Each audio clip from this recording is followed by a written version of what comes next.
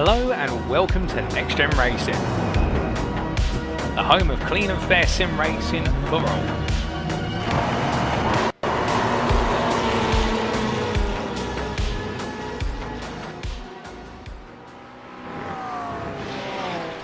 Good evening everyone and welcome back to NXTGEN Racing TV live on YouTube and live on Facebook. We're here for round 3 of the GT3 League Championship hosted on Thursdays, and we're here at the Autodromo Nazionale Monza.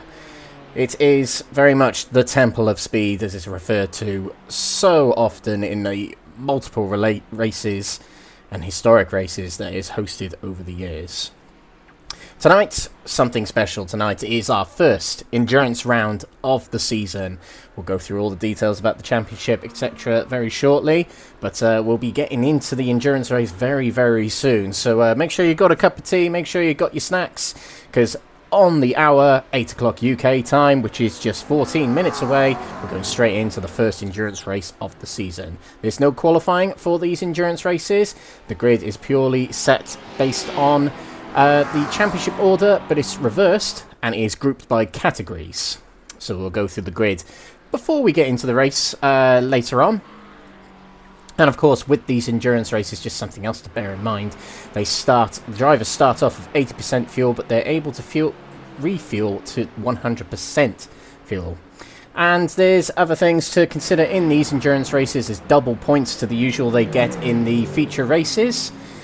And there's extra bonus points as well for the fastest lap, an extra point, and it is based on per category. So if you're the fastest driver in gold, you get the bonus points. If you're the fastest driver in the bronze category, you get the bonus points.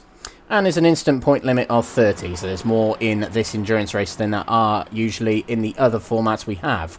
But a little bit about the championship before we get started. This is, as we mentioned, the Thursday night NXTGEN Racing GT3 Championship, the 6th season of these Thursday night iterations of NXTGEN Racing.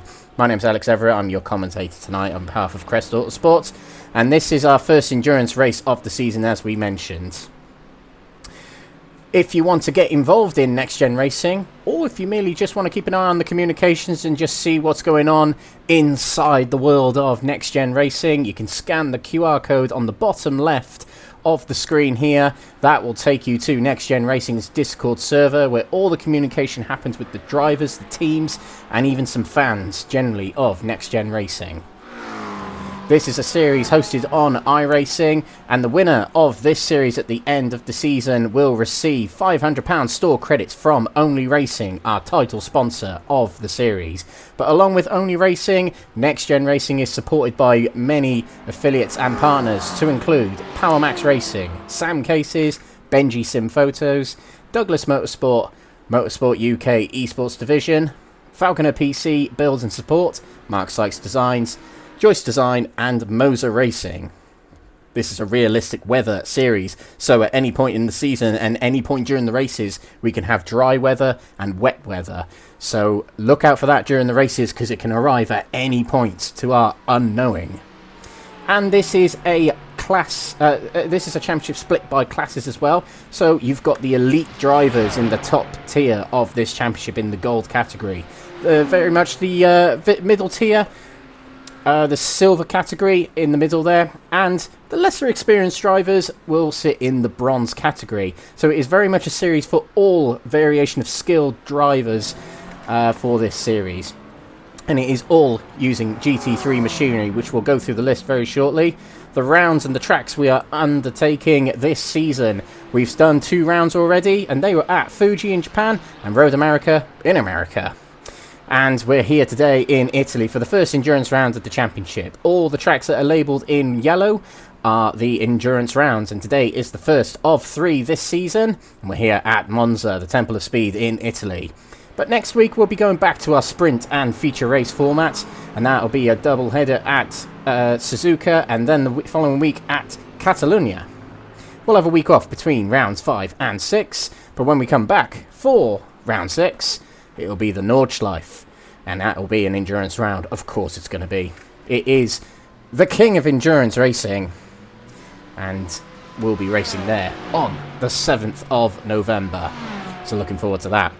Zolder will host round 7 of the championship for 3 rounds of sprint and feature racing that will see us out of that period of the season. Round 8 will be hosted at Interlagos in Brazil, and we'll be back to Nürburgring for round 9 of the championship, but that'll be the Grand Prix circuit, so the shorter circuit that we see so often in Formula 1, for example, for a time.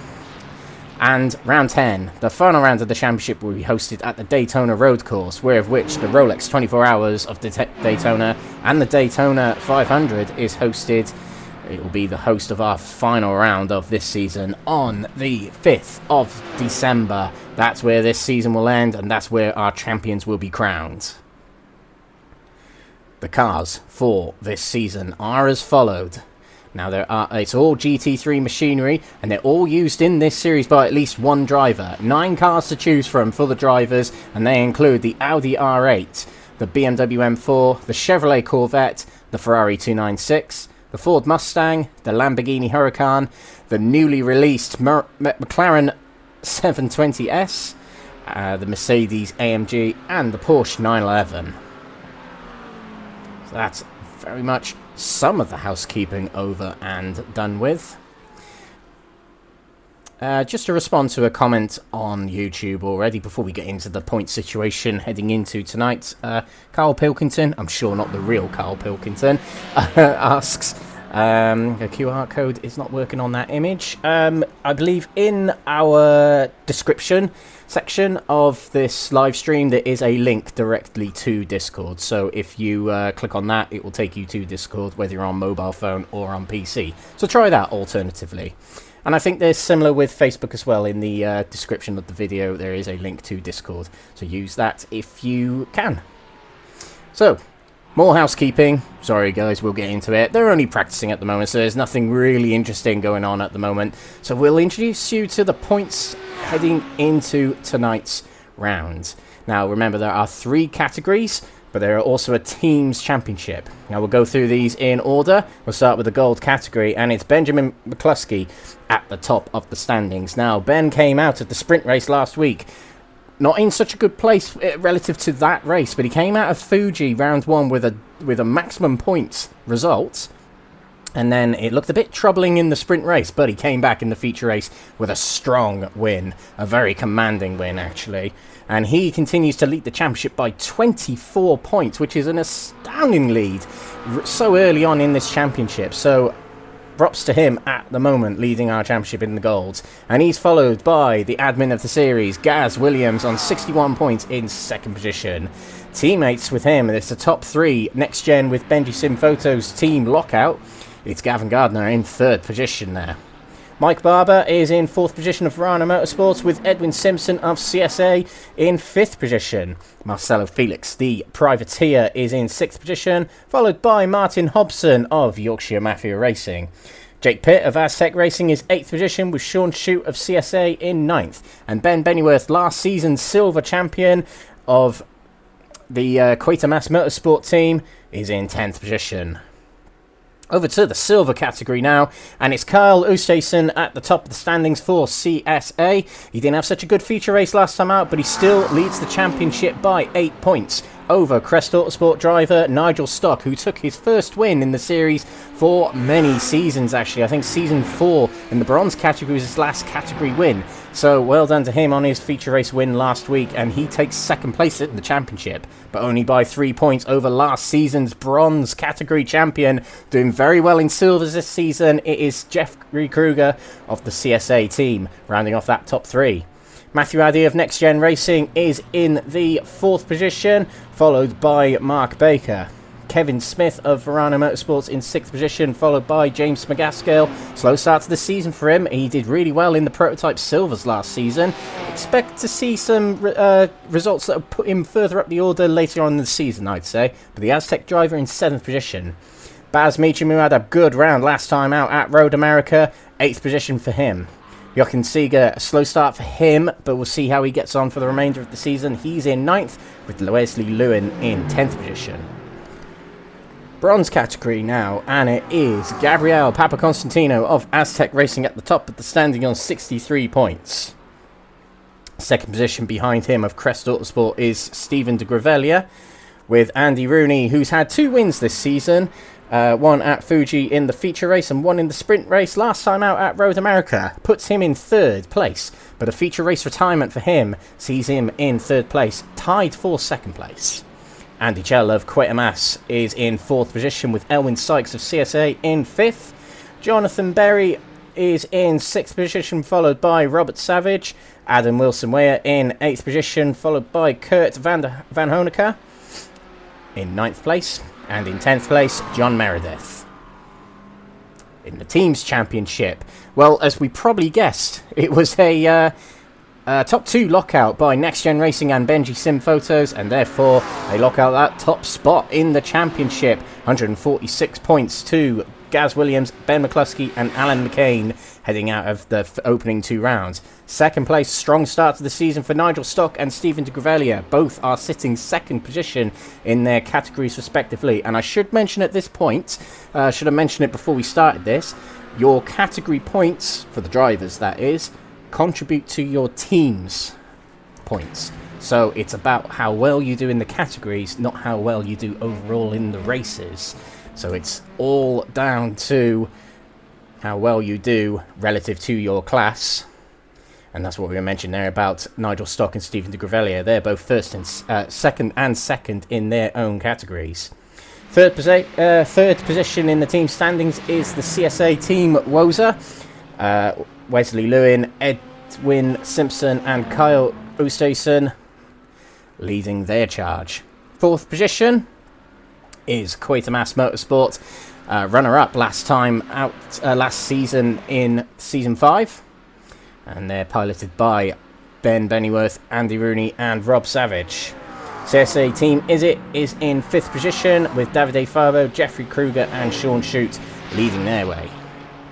So there we go, that is the championship standings heading into tonight, and we're just minutes away from our first endurance race of the season. But a little bit about Monza before we get going. We're in the north of Italy for the Temple of Speed here.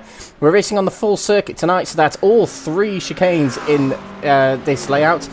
What a track Monza is. It's simple in its layout, and it isn't often referred to as the most interesting track to drive, but it is just iconic. It is just an iconic circuit and gives us some exciting races, particularly as spectators.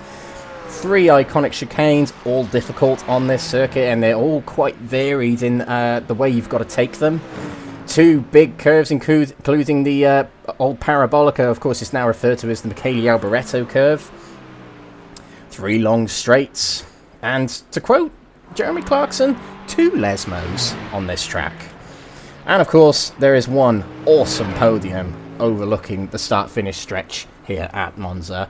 Iconic podium here, which we saw Charles Leclerc victorious this season in Formula 1 here at Monza, and the Tifosi go mental for that. And we'll see if the Ferraris will win tonight. They're on a good run of form so far in this season, particularly in the gold category. Ben Mccluskey and Gaz Williams both drive Ferraris, and they're 1 and 2 in the gold category. Let's take a look at the standings of practice at the moment. It's Chris Shorter at the top of the standings in gold. Kyle Oosthuizen, who is 1st in the championship in silvers. And we have got Nathan Lewis Stanley, who we haven't really heard much of this season so far, commanding leading practice in the bronze category. 3/4 of a second nearly. So look out for him in the race. But of course the grids for these endurance races will be based on the championship standings heading into the concurrent rounds, of which we're in the endurance races, but it would be each category's championship standings reversed. So essentially, if you're first in your championship, your category's championship, you'll start at the back of your group. So Ben Mccluskey will start last of the gold category. Kyle Oosthuizen will start last of the silver category. And in the bronze category, when of course my thing works and it doesn't, Papaconstantinou will start at the back of the bronze category. And those starting at the front have a big advantage in that it's a long race and they can keep themselves at the front very early on. It's a good opportunity for drivers to make up points in races like this, but it is a 2-hour race, remember, ladies and gentlemen. It's a long race. It's going to be at least 3 pit stops for these GT3s. So there's a long race ahead of them, and we're about to get into it. We'll go through the grid as quickly as we can as we build up to our opening endurance race of the season. So here we go. Gold category first, and it's Alan McCain who will start on pole position in that gold category, with Ben Altra starting alongside him. Ian Manners and Jamie Dory will start on the second row, with Aaron Hobson and Chris Shorter. The lightning quick Chris Shorter, who won the sprint race last time out at Road America, will start 6th. Stephen Bird will start 7th, a good debut for him last time out. Matthew Cheverton alongside him on the 4th row. 5th row occupied by Ben Bennyworth and Sean Shute, with Jake Pitt and Martin Hobson taking up the 6th row. 13th and 14th, Marcelo Felix and Edwin Simpson. Mike Barber and Gavin Gardner, 15th and 16th, with the top 2 in category 17th and 18th. Over to the silver category group now, and it's Harley Bicknell in 19th with Paul Walsh, fellow commentator of mine, 20th position for him. Mark Sykes promoted to the silver category from bronzes after the last round. He's 21st with Mark Kent in 22nd. 23rd is taken up by Mike Reedner with Craig Tillotson in 24th. 25th, Wesley Lewin with Jochen Seeger in 26th. 27th, James McGaskill with Kevin Smith in 28th. Mark Baker and Matthew Addy will line up on the 15th row. Jeffrey Kruger and Nigel Stark will line up 31st and 32nd, with Kyle Oosthuizen 33rd, and Paul Williams, who's yet to score a point this season, I believe, is in 34th. Bronze category now, and it's Nathan Lewis Stone, who was quickest in practice, will start on pole position, so a good prospect for him. Gabriel Yilmaz in 36th, with Stein Vatens in 37th, Kurt Van Honecker in 38th. Adam Wilson-Weir in 39th, with Rob Savage in 40th, and on the 21st row is John Berry and Elwyn Sykes. Andy Chell and Andy Rooney will start on the penultimate row, and on the back row it will be Stephen de Gravelia and Gabriel Papaconstantinou, our top 2 in the bronze category. Costa Chats will start 47th with Matt Gator. Both debutants will start on the back row tonight. So just in time, we got that grid done. But we're about to get underway with this opening, with this only race of the night. And as you can see, the categories are split up. They must remain on their relative 3 seconds apart from each category, from the category in front. And therefore, we'll see the gold category starting this race first, headed by Alan McCain and Ben Altra. 2 hours awaits us, and as soon as the lights go green, it's pedal to the metal here at Monza. Silvers coming around the corner now, and the golds will get going very shortly. The silvers will get going at the same time, and away we go. Drivers moving out of slipstream already as we head down towards turn number 1. And let's see if we can get through turn number 1 safely. Braking heavy into the corner. So far, so good. Oh, and there might be a little instant further back. There's contact in the silver category, and they're creeping through the Variante Alta here. And so far seems pretty good, actually. Drivers just trying to keep their noses out of trouble at the moment, actually, just because it is a very tricky opening lap here. But Ben Altra makes a move on Alan McCain for the lead as we head into the second chicane there. Into the lead goes Altra, and there's a lot of smoke in the background there, and there is a driver off. I think that's Ian Manners who's headed off in the background there. We'll cut to that very, very shortly. But we've got Jamie Dory here charging as well. Into second place he goes. Good start for the Next Gen Racing Pink driver. Charging after Ben Altra in the full tilt Audi just ahead of him. What about our championship leader? Up plenty of places already is Ben Mccluskey. He's passed Felix, Gardner, Barber, Manners and Gaz Williams, who's dropped down a fair few places. Here he is. He's amongst the silvers at the moment, right behind teammate, or indirect teammate, Paul Walsh. But our leader of the silvers at the moment is Harley Bicknell. He started on pole of the silvers.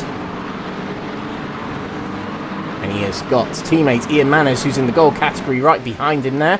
And in the bronze category, a good start for Nathan Lewis Stone. He's got 3 silver drivers behind him. Between him and other bronze category drivers. So a great start for him, and practice was looking really, really good for him. So don't write this guy off for a win potentially in this bronze category, but it is very early to tell at the moment.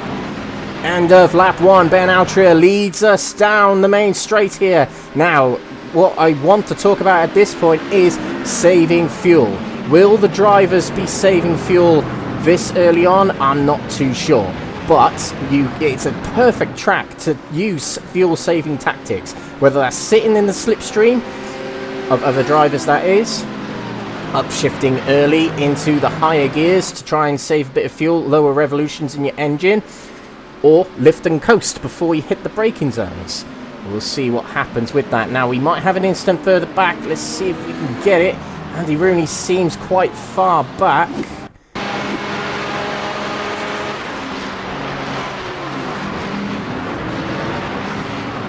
And he has gone into the back of the Ferrari there. I think that's Matt Gator. He's gone into the back. Matt Gatter, sorry. He's gone into the back of. And that is bad news already for Andy Rooney, who is in such a good opportunity in the championship. But that's really going to set him back in this race. We'll keep an eye on him. He might end up coming into the pits early. Oh, and a big crash on the main straight there. That is Jake Pitt. And there's other drivers trying to avoid, and they won't be able to.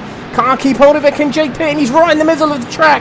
Other drivers swerving to avoid him. We saw Paul Walsh just about avoid him, and Pitt moves off of the track to help the drivers there, but they've bunched up here, and back to the pits he goes. That'll be not race over, but he'll have to take a tow.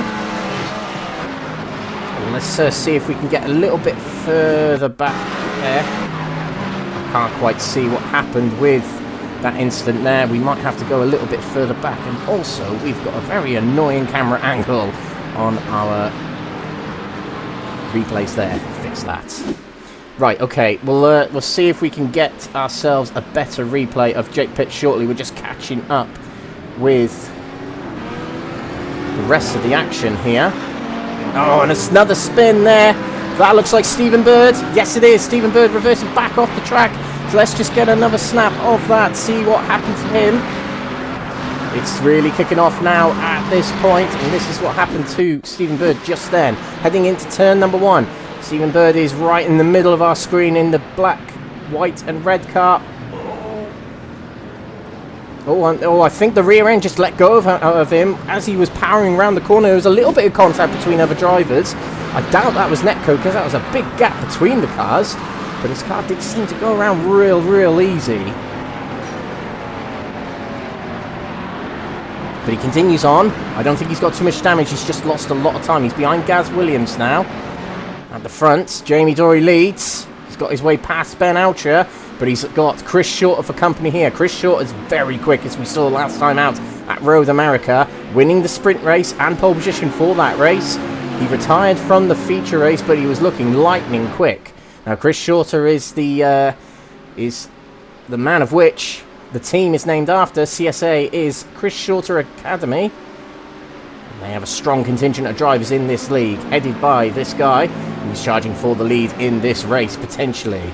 Jamie Dory, multiple next-gen touring car champion.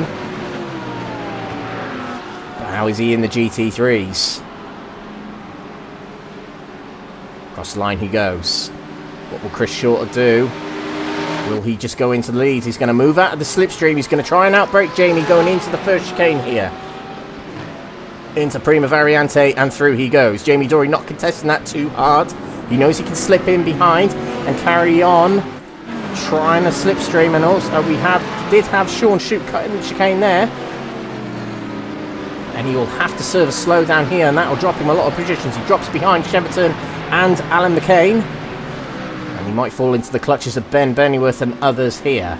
Meanwhile, in the silver category, Harley Bicknell continues to lead. He's got Gaz Williams right behind him, but he's got 2 gold drivers between him and the next silver driver, who is all the way back here. That's Paul Walsh. Now, I imagine Paul Walsh and co behind him might have been slowed by the Jake Pitt incident earlier in the race. Walsh second place here, though. He hasn't had the best of starts of the season. Caused the crash at the start of one of the races in Road America. and generally not many points to his name in this championship so far, so he'll be really hoping for a big haul of points out of this singular race tonight. He has got Kevin Smith of Verano Motorsports right behind him, but also Jeffrey Kruger, who's in absolutely fine form at the moment. Outgoing bronze category champion, and he's contending for the silver category championship already this season. But to the inside of Paul Walsh goes Kevin Smith, but he couldn't quite complete the move. Paul Walsh powered it around the outside and was able to stay in front. But now that invites Kruger to take a look around, and he was looking right, but he has been forced to the left of Kevin Smith. On his outside he is already. Walsh moves over to get ready for breaking into the Parabolica. Into the corner we go, and Kevin Smith is able to keep it in front of Kruger, but Kruger had a very good undercut exit there, and past he goes. And actually very wide there went Kevin Smith. It might have given him a 1X, it might not have compromised his exit though, but Kruger had a better exit and he's able to get in front, and now he's tucked behind Paul Walsh, getting a good amount of slipstream. But will Kevin Smith get him back on the inside? He has outbroke the McLaren driver, and through he goes. Brilliant battle between these two. That was an excellent comeback from Kevin Smith. But they, doing this, are allowing bronze category driver and leader Nathan Lewis-Stone here to catch up. What a race he's having. Practice, he was lightning quick, as we mentioned, and he is just merely 10th away from second place in the silver category. This seems to be his track, and he's enjoying it here. And he's in a Ferrari. How apt. Back up to the golds, and Chris Shorter has dropped behind Ben Altria here. So I wonder what happens. This is Ben Altria passing Chris Shorter. Now Shorter's at the front here. Now he's slowed down, so that tells me he's had a slow down penalty, and that's how Dory and Shorter are able to get back through. But he's back to challenging them. Meanwhile, Nigel Stock, 7th place here. Winner of the feature race last time out. He's got his current championship rival right behind him. That's Kyle Oosthuizen. Oh, Nigel Stock in that very low down Ferrari, getting a bit squirrely over the bumps there. But charging up, him and Oosthuizen have basically moved in unison up the field. And they're closing in on Wesley Lewin and Mike Reedner at the moment.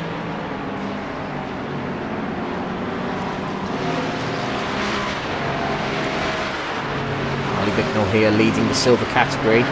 He's right behind Stephen Bird. He's been passed by Gaz Williams and Stephen Bird, but he's got a healthy gap to the silver category podium battalions here, as out of the slipstream goes Kevin Smith to the inside of Paul Walsh. Walsh is going to keep it around the outside for the inside on the next corner. Wide goes Smith and onto the gravel. Very nearly loses control, and Kruger is through into 3rd place, and there's a crash in the background there. We're going to have to look at that in a sec. But it's all going on here, and I think that crash back there might have been Costa Chats and Paul Williams. We'll have a look at that shortly. Look at this battle here as a car goes out of existence. That's Jeffrey Kruger. Has his internet dropped out? It might have. I think Kruger's internet's dropped. The sim racing equivalent of the engine blown up. But to the inside of Paul Walsh goes Kevin Smith into Lesmo 1. Through he goes, and Paul Walsh is under trouble now from Nathan Lewis-Stone, who's not battling with these drivers for points. He's in his own category, but the further in front of these silver drivers he gets, the more safe he is from other bronze category drivers. I think Kruger has dropped connection. Yes, he has. Nowhere to be seen. And it was looking so good for Kruger. And that might be it for him. Now, let's find out what happened in the background on the main straight. This is Paul Williams. Oh, cars getting together just in front of him.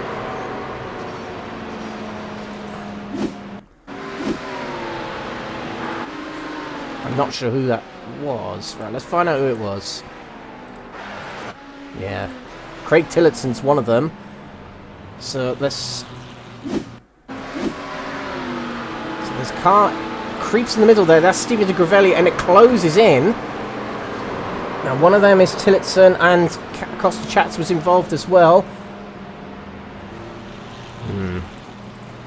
Tricky incident to call. It'd be one the stewards look at after, and there's a car off in the background there again. I think that's one of the cars that was struggling in the aftermath of that incident, and it was Kurt Van Honecker. He was the one that was on the right side of Steven de Gravelia. Gravelia's carrying on here. He seems okay. He's in 4th place. I just want to get another replay of that incident we just saw, because we didn't really get the full brunt of it. Let's try from here. Right, so this is Steven de Gravelia. He's going to move to the middle of Craig Tillotson and Kurt Van Honecker. Into the middle he goes. De Gravelia makes, and the car on the right, Kurt Van Honecker, make contact.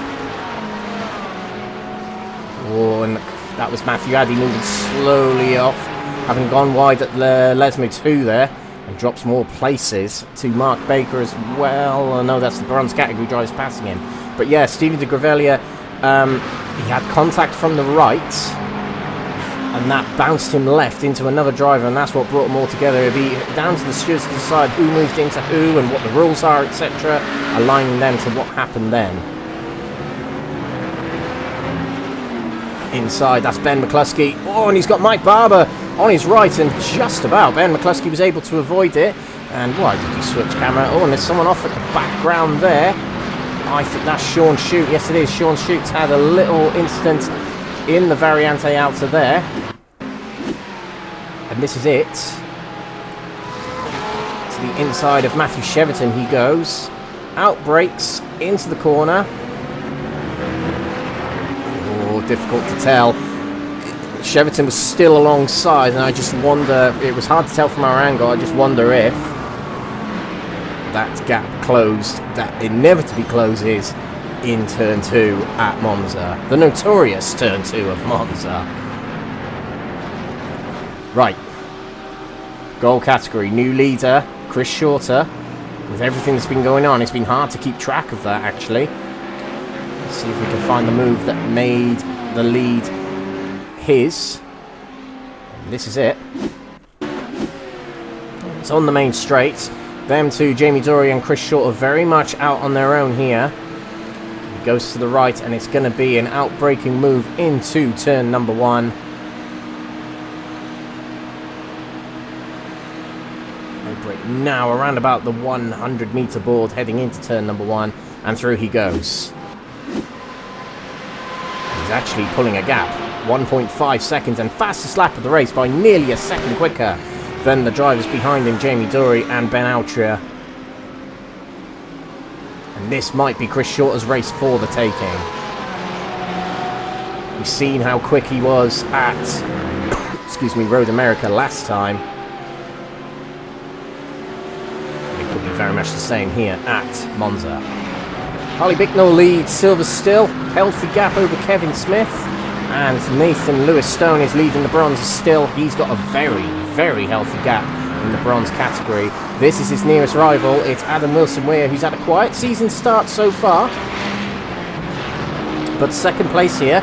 That'll get him big points, good points, and will put his championship back on track.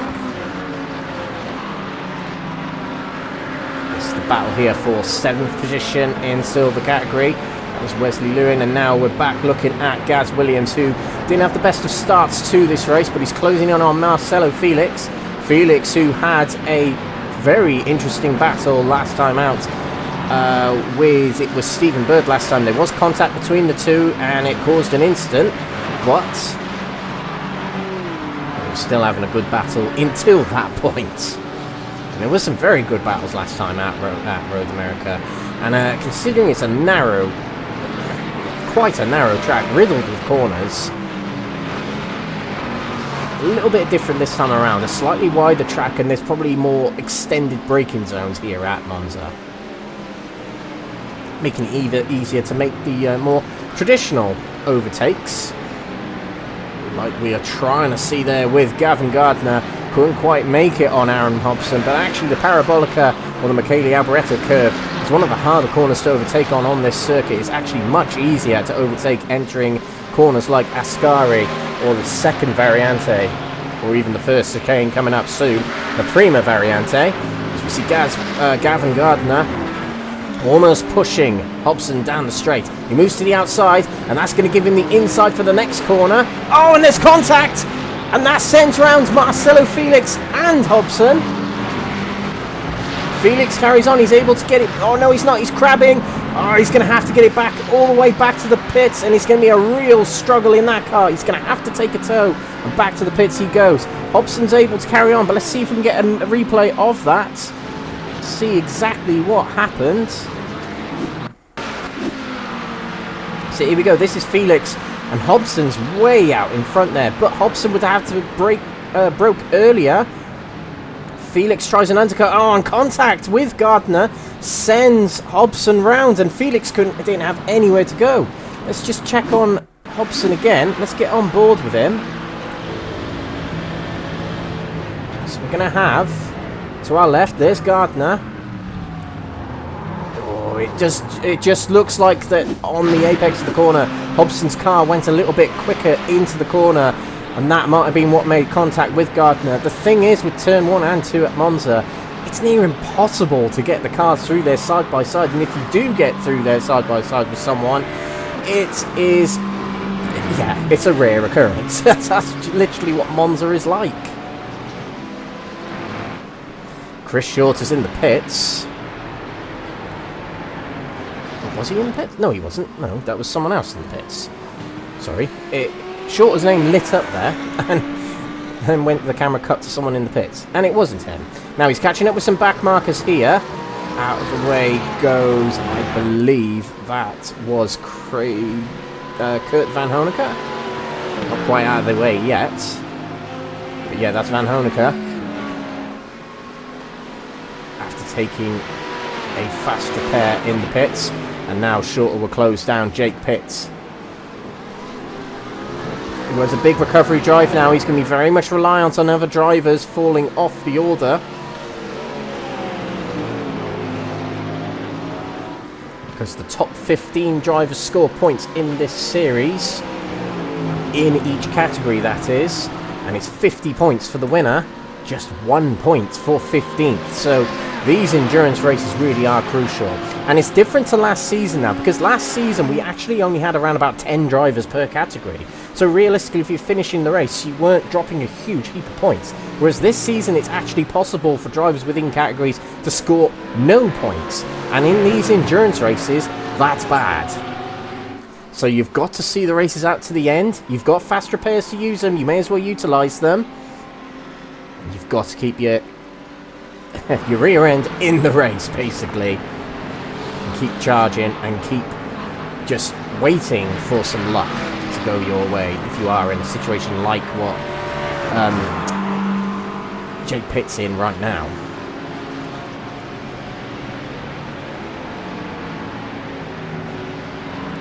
This is Gaz Williams guarding off from Ian Manners. Gaz Williams is in 14th at the moment. His rival is Ben Mccluskey in the championship, of which is in 8th place right now.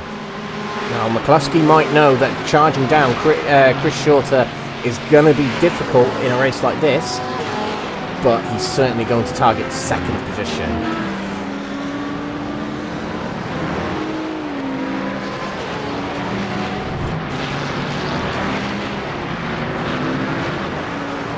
Felix is carrying on. Oh, he's moved over here.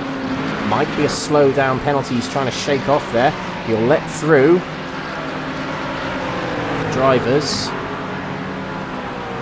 And he is receiving blue flags, actually. Do excuse me, he's a lap or more down.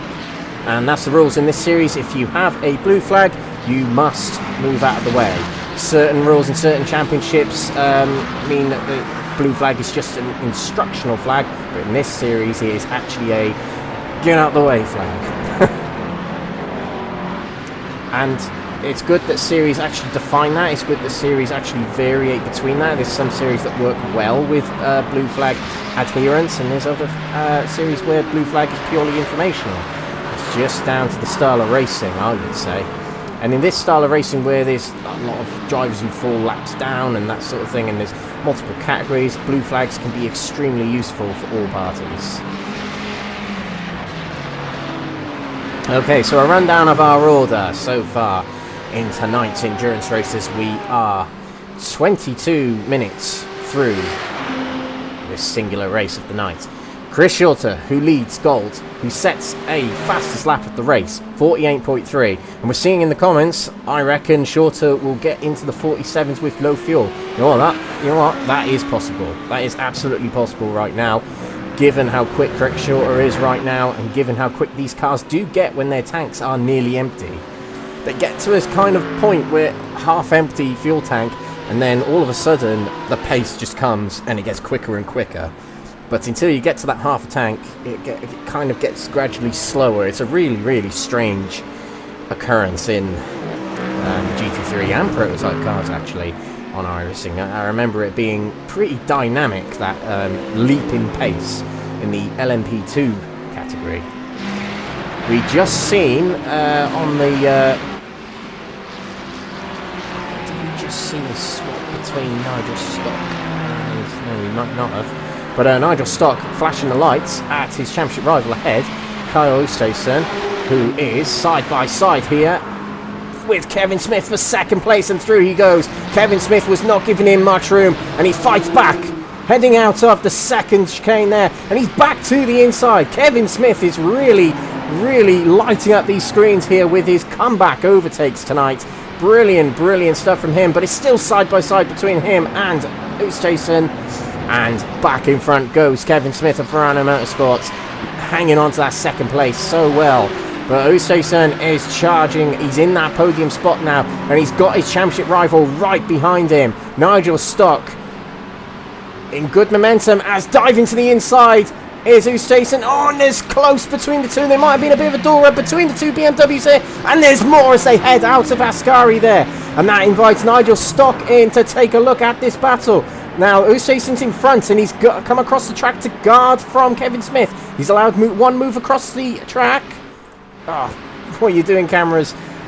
Nigel Stock to the outside of Kevin Smith, and on the outside of Kyle Oosthuizen, and there's a car off on the inside there. I think that was Alan McCain.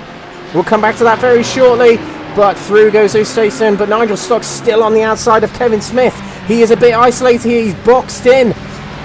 Helping out Kevin Smith there is Oosthuizen, because he knows his championship rival is coming for him. But Stock's on the outside here, breaking into the chicane.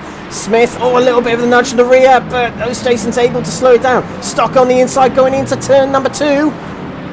Oh, and he just about loses a little bit of control, and that will allow back through Kevin Smith, and I think past Stock will be a back marker as well.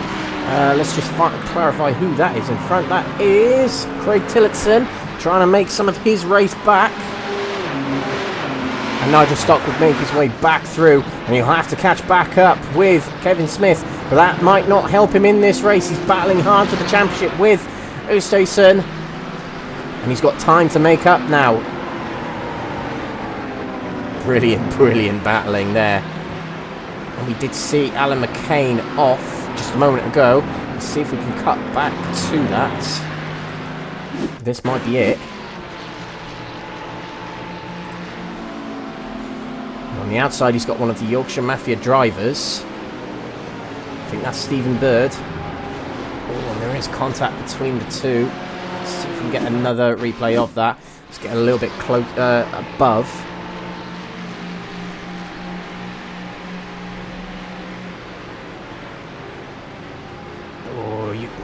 McCain's on the curb, and it was just so tight between the two drivers they're heading through there, and the rear just gives way on Alan McCain. And it is, I always say this, I sound like a broken record, but he really has no luck, Alan McCain does, and it just an instant in this event and an instant in the other events. He's got damage on that car, and he's well down the order again. He just can't catch a break, McCain hard. Let's see what can happen, what you can make of in the rest of this race. He's got a points position ahead of him. That's Aaron Hobson right in front of him, but Alan McCain might have a little bit of damage on his car. That's the only thing.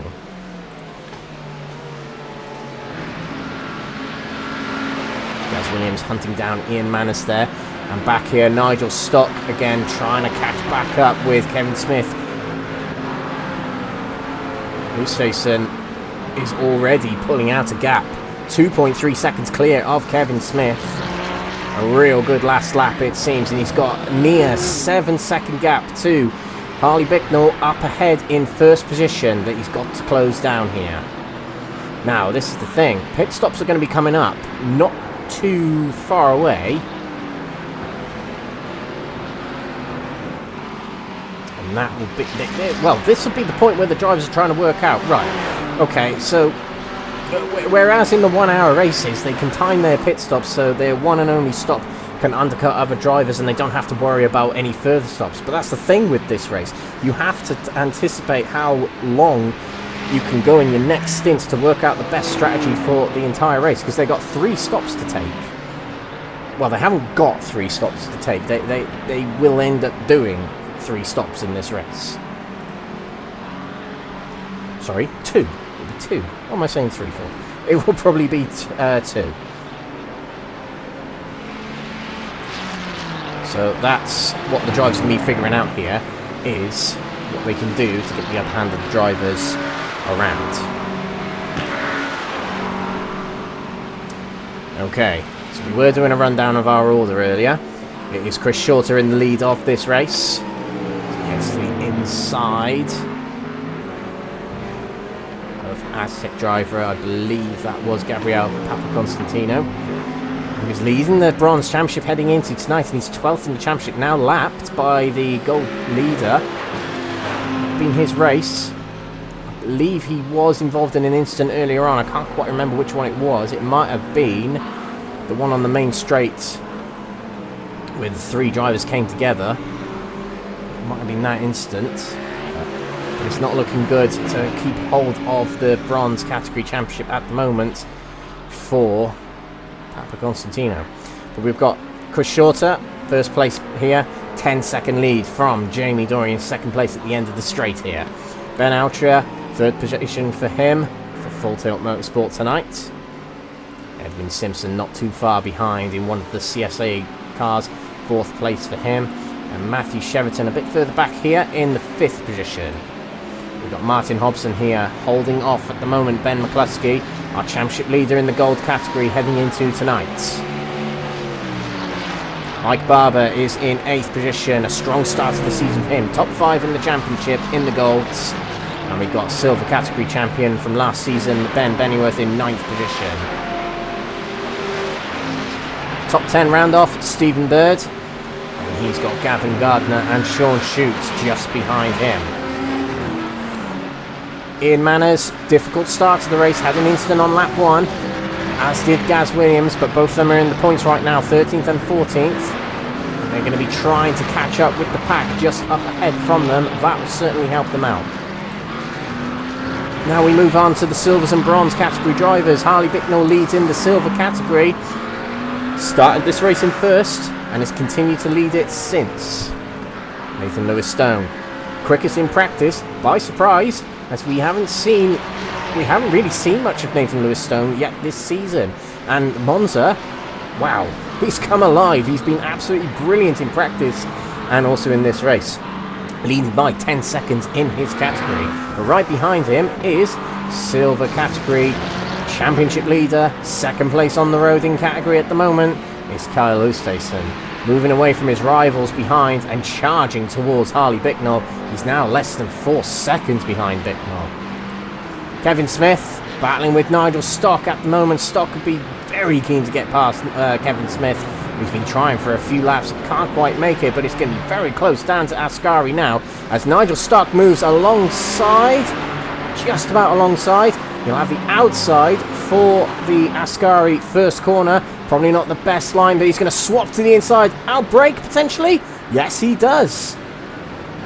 Oh, and he just about gets his rear end in front of the front end of Kevin Smith. Brilliant overtake in the end on Kevin Smith going into Ascari. Let's watch that again. That was a fantastic move. So he tries the outside and decides, no, I don't think that's the right move to go for. And he swings it to the left here. And then on the brakes, both drivers go, and much later on the brakes is Nigel Stock, and he's able to get it through. That's a brilliant move. He must have learned that off me. Yeah, brilliant. Excellent. And that moves him into third position, but he's got no slipstream ahead of him, and Kevin Smith's coming back at him. To the outside, he's going to go heading into the Prima Variante. Squeezing into the inside, Stock's not giving up. Oh, and there's contact between the two, a little bit of wheel-to-wheel contact there. Out of the corner they go, Stock's back behind. Kevin Smith really is the entertainer tonight, it's got to be said. And they're inviting other drivers to join in by the looks of it. That's 5th place here, Mike Reedner of the ECO team. And behind him, we've got Paul Walsh. Not been the best of start of the season, as we've mentioned, for Paul Walsh, but tonight a good haul of points for him potentially. Wesley Lewin in 7th position, quite start of the season for him as well in the CSA team, but still good haul of points tonight for him as it stands. 2nd place in bronze category is here, and that is Adam Wilson-Weir of the Quatermass team. Behind him is 8th place in the silvers, Mark Baker of the ECO team. And we've got Elwyn Sykes back here in 3rd place. Elwyn Sykes had a really good second half of the season last season. In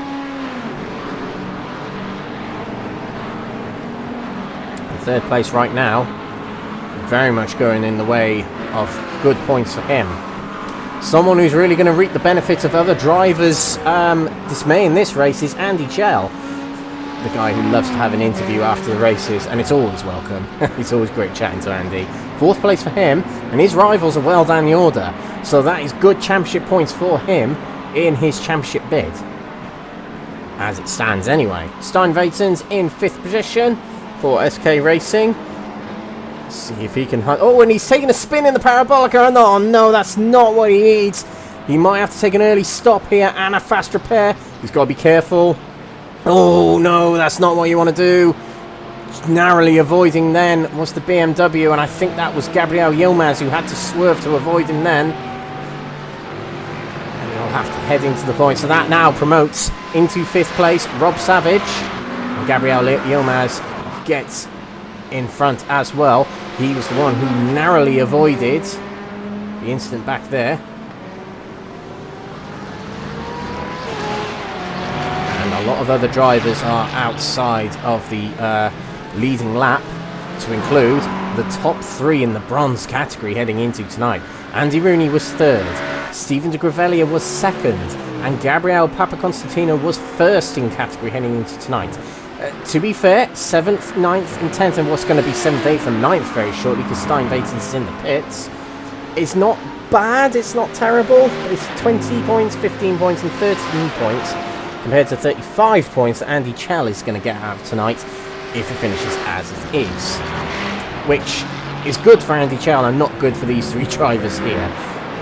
These endurance rounds are so rewarding that you really can't mess them up. You really can't. And I'm not saying the drivers have messed them up, but you've got to nail these endurance rounds. They're crucial to this championship. Just checking back in on this battle, heading out of the Michele Alboreto curve. Nigel Stock still right on the rear of Kevin Smith. Oosthuizen is just disappearing in the distance, and he is really catching up with Harley Bicknell, more than a second quicker per lap. Here we go, Nigel Stock to the outside as we head towards turn number 1, and a bit of a squeeze there from Kevin Smith as we head into turn number 1. Stock's hanging it to the inside, powering it around the outside goes Kevin Smith. And Nigel Stock, his car's getting so bogged down on the exit of turn number 2 there that he can't complete that move.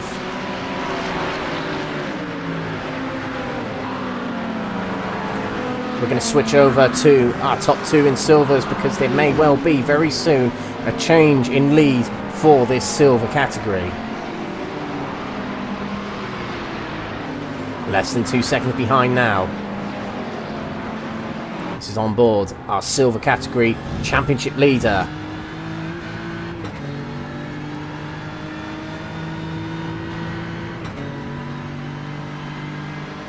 No one around him, just him and the track to himself.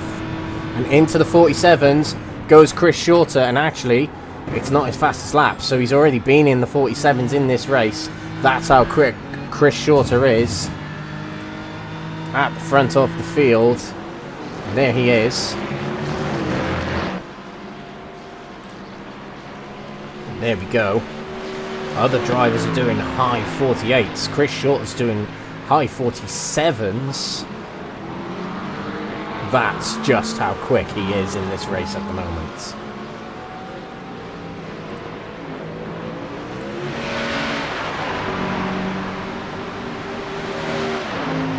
We've got CSA driver charging for a top spot potentially in silvers as well. Whether CSA can make it all three categories tonight, I suppose.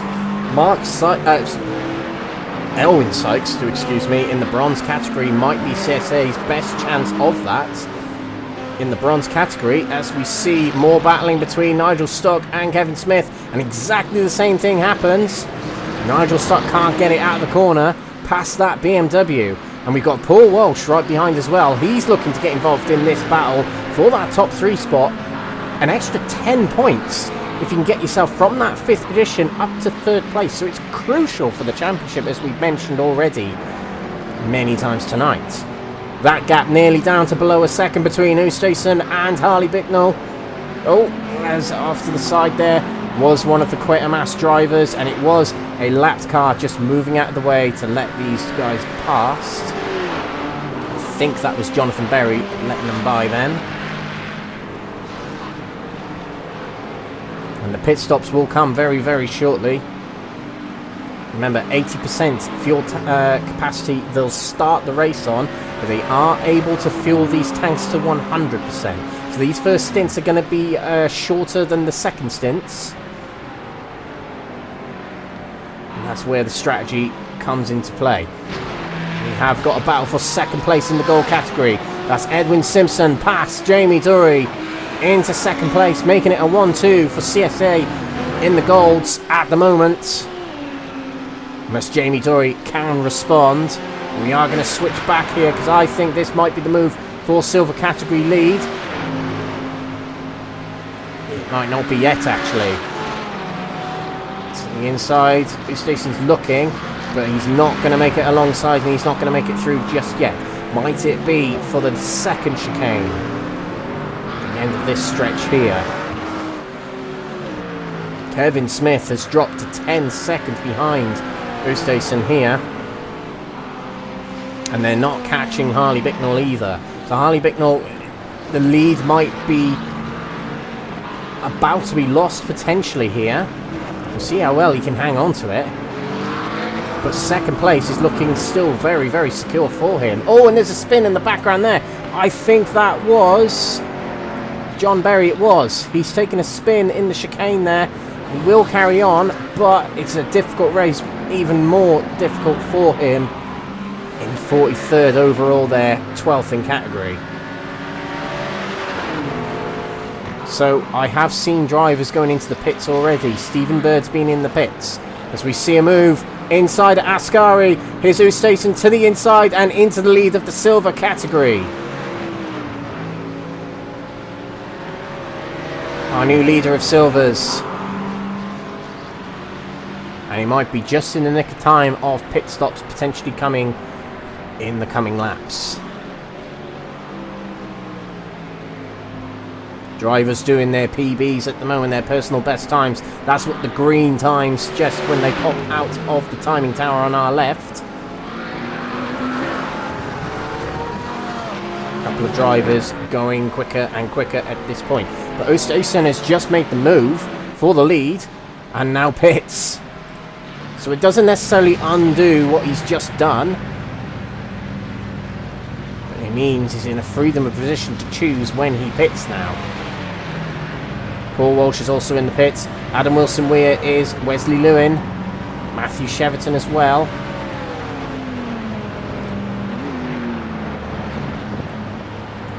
Now Harley Bicknell goes back into the lead, so he technically hasn't lost the lead yet. He's still led every lap in the silver category in this race. But unless something can go catastrophically wrong for Oosthuizen in the pits, Bicknell might lose the lead when he decides to pit, which might be at the end of the next lap. of this lap, should I say. Oosthuizen makes his way to the exit. Back on track he goes. That's one stop out of the way for the South African driver.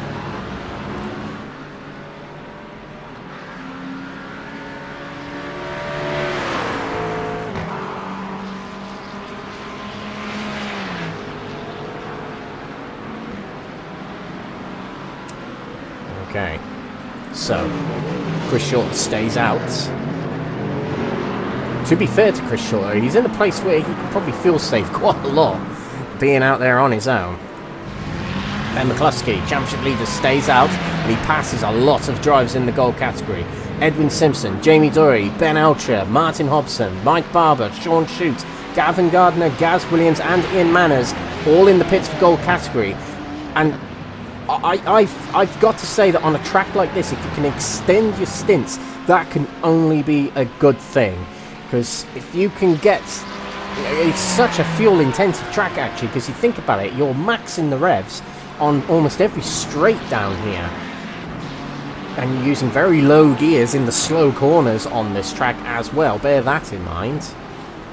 But it's going to use a lot of fuel. So if you can save fuel, it means you can get the upper hand in the pits, particularly on the later stops. Smith stays out. He now leads the silver category.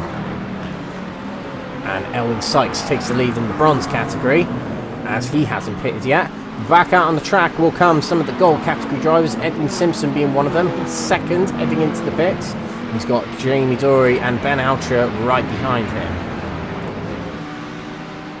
Mccluskey could well be pitting at the end of this lap. And he's a whole straight and more behind Chris Shorter at the moment, who now pits.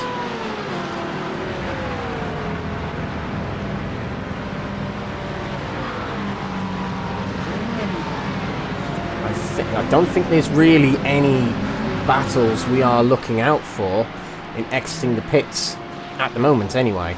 I think Nathan Lewis-Stone is safe in the bronze category. And we know Oosthuizen is relatively safe in the silver category. Bicknell did return to the track behind him, as you can see on the timing tower on the left.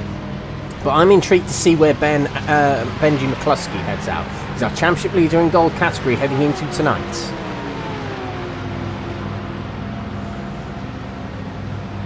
Where does he come out?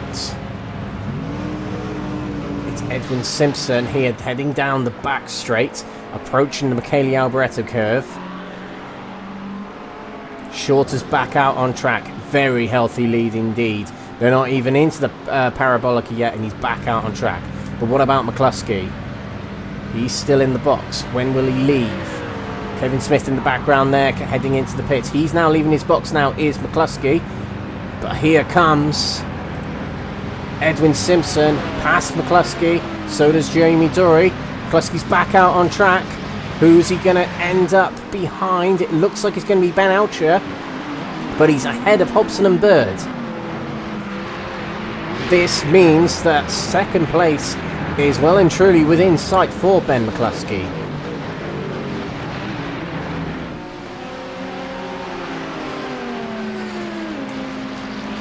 I mean, races be racers, I say that a lot, and they all want to win every race.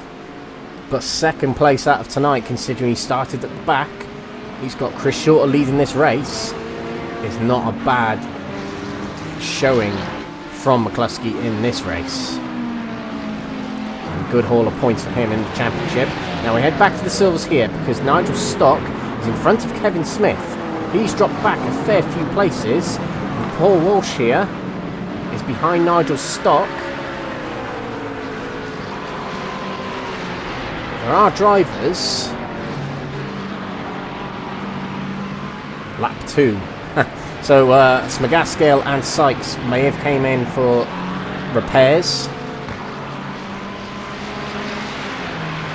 And they will potentially lose their spots very soon. So Oosthuizen, Bicknell in second here. And Nigel Stock. Oh, there's a car off in the back. I think that was Jochen Seeger. Yeah, Jochen Seeger facing the wrong way. Rotten luck continues for Seeger. He's on his own here as we head into Leslo 1. Sideways, and he just lost control underneath him. Hits the wall. That is going to cost him a lot of damage and a fast repair potentially. He toes back to the pits. More rotten luck for Jochen Seeger, unfortunately. Oh, and there's another crash at the background there. That, I think... I don't know who that was it? Costa? Yeah, I think it was Costa Chats. Took a spin heading out of Ascari there. Over the bumps. Oh, and a bit of a nudge from the rear. From a car that was going much quicker through Ascari than him.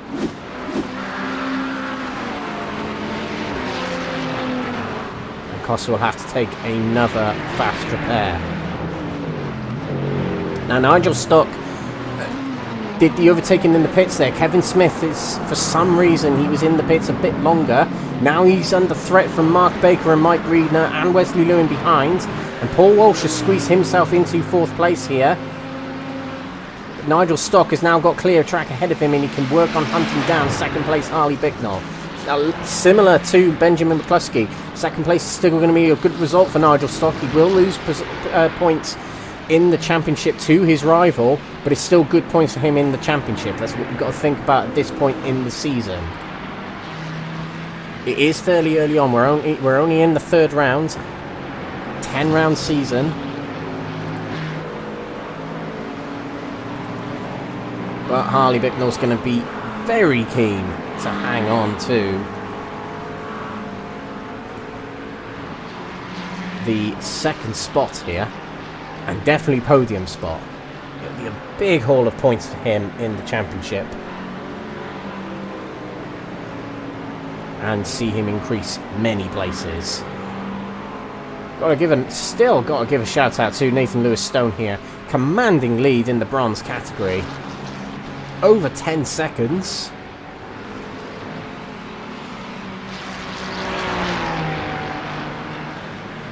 And I think unless something goes catastrophic wrong, it's not really going to look like anything other than a win potentially for Lewis Stone tonight in the bronze category. We have got Elwyn Sykes here in 3rd place, and actually on a decent comeback here. I'm just going to check when he stopped last.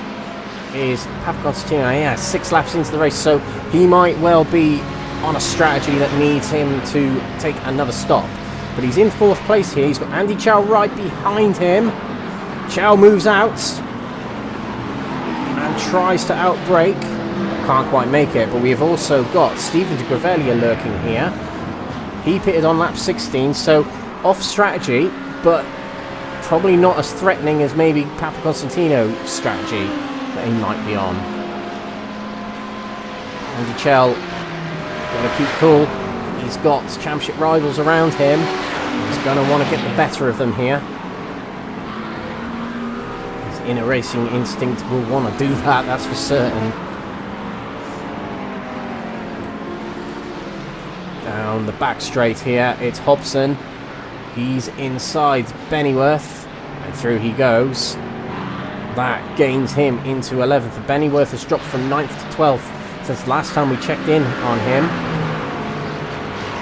Moving from silver category to gold category is not easy. It hasn't been easy for him, for Jake Pitt, or for Matthew Cheverton. And actually Jake Pitt had a really good opening round of the championship. But since then it hasn't quite lined up for him as Bennyworth challenges back on Hobson. Doesn't move back in front.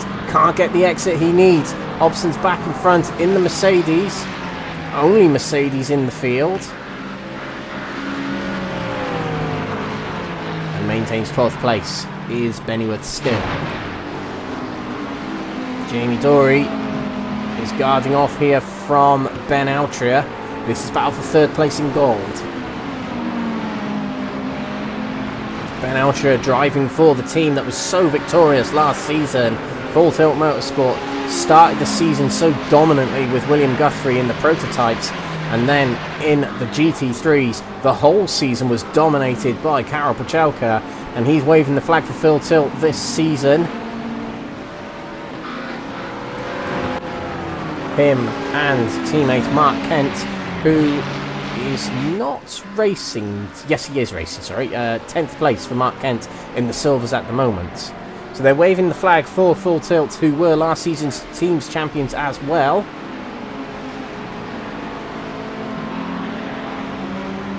Just ahead, the back markers.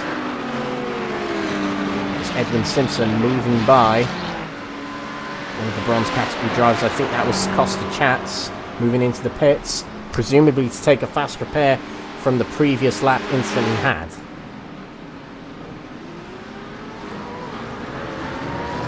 We'll see if Jamie Dory is closing in on Simpson here.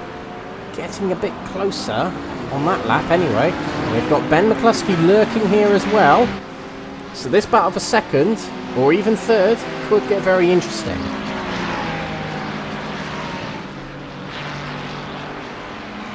Stock is charging down second place. Harley Bicknell in the silver category. We come back here. It's worth keeping an eye on this battle. Ben Altria chasing down Jamie Dory. Jamie Dory chasing down Edwin Simpson. And looking to the general brightness and the shadows on the track here, we're getting very close to sunset here at Monza, so we might have a bit of a dark end to this race, actually. Weather and time of day wise, not emotionally.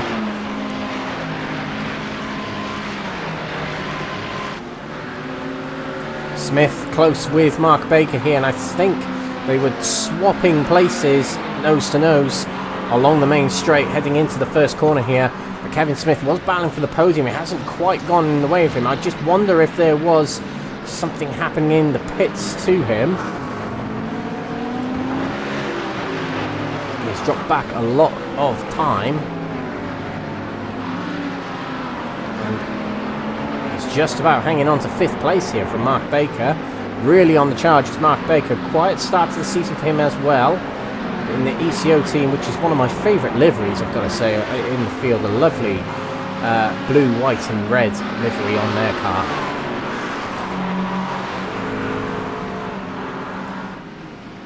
Checking back in with the golds here. Jamie Dory's close to Edwin Simpson. They are 24.6 seconds down from the leader. So this effectively is, for them, the spot that they're gonna want to go for, the one that they feel they can get in this race at the moment. All 4 of these drivers we can see here. First is Simpson and Dory, Altria and Mccluskey. Mccluskey has his target in sight.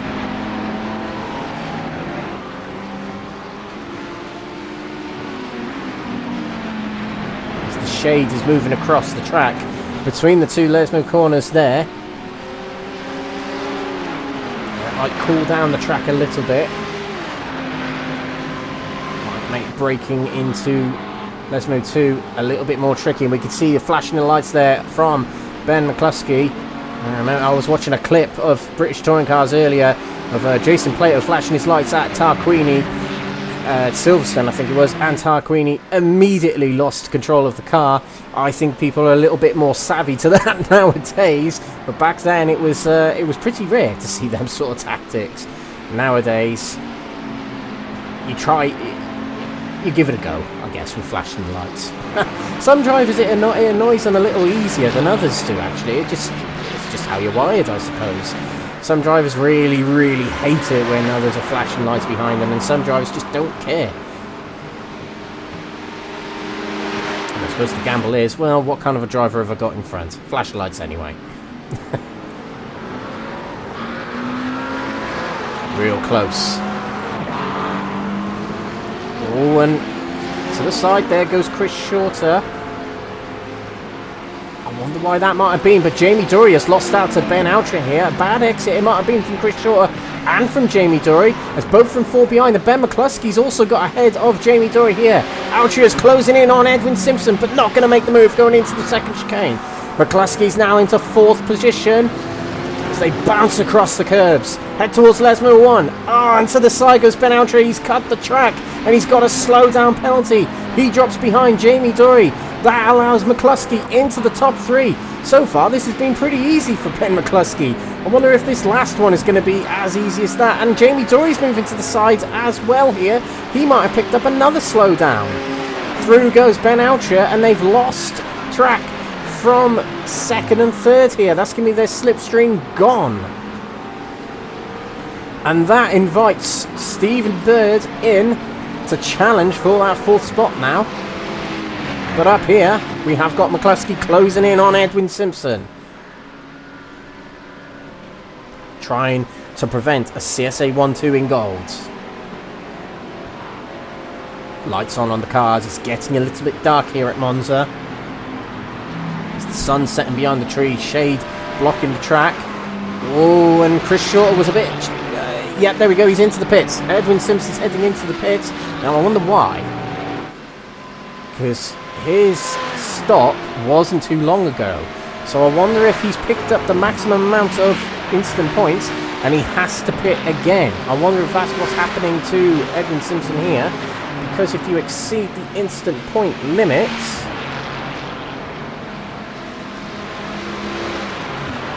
just trying to validate that rule in the document here. Where is it? Oh, yeah, he's heading straight back out. I think what he's done is served that penalty and taken on some fuel, but not taken on tyres.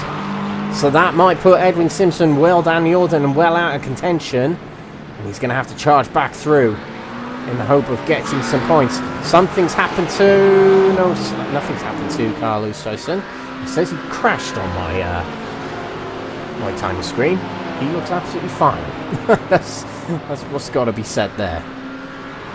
He's absolutely fine because he's leading the silver category by 5.4 seconds. As I think day's turning to night, the halfway point, we're nearing the halfway point of this race, round 3 here at Monza. Like we said, it's a 10-round calendar. There are 3 endurance races in this season. And the first one's here at Monza. The next will be in 4 weeks from now at Nordschleife, and then the final round of the season as we start the month of December, heading towards Christmas. It will be the final round, an endurance round at Daytona. But next week we'll be back to the sprint and feature race format, and that'll be at Suzuka Grand Prix circuit. Much different kettle of fish to this track. Narrow, twisty, and that's going to be real interesting to see how these cars get on at that track.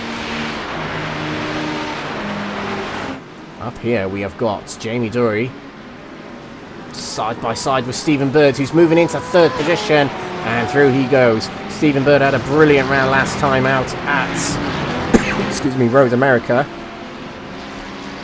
and it looks good for a top 3 at the moment for Stephen Bird in this race. Jamie Dory and Ben Altria struggling a little bit now. They can't quite match the pace of Stephen Bird and Ben Mccluskey at the moment. Mccluskey's going to have eyes on the back of his head, though. He's going to be wary of what Stephen Bird can do behind. Stephen Bird, who was on his debut last time out at Road America and had a good showing for it. Top 5 placing, or top 4 placing actually, I believe. Yeah, I think it was a top 4 placing last time in the sprint race. The feature race didn't go so well, but he still had a pretty good result from it. Now, considering there's drop rounds in this championship and he didn't attend round 1, he does have a chance of challenging for the championship, and if not that, definitely the top 3 in the championship based on what we've seen so far.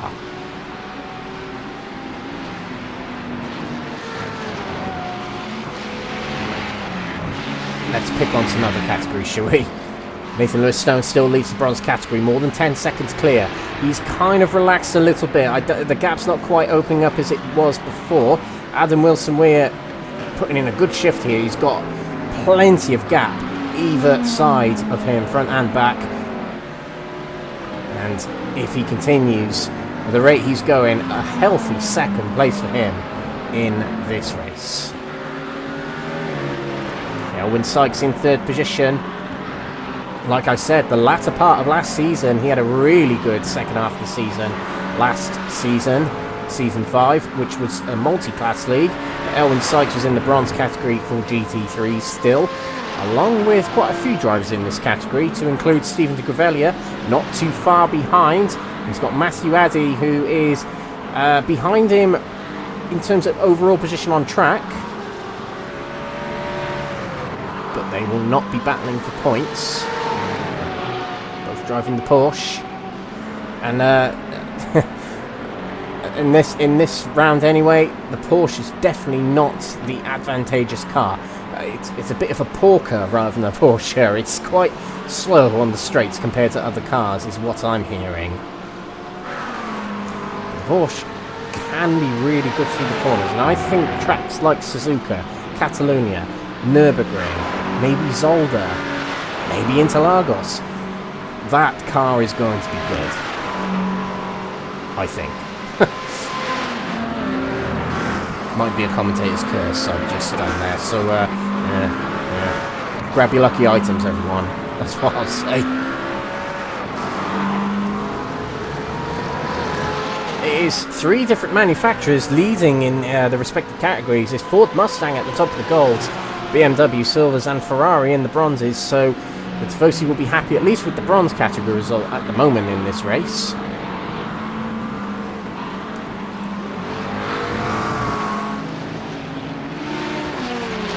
Towards the gold category, Stephen Bird's back down to 4th place. Jamie Dory's fought back and got back in front of Stephen Bird.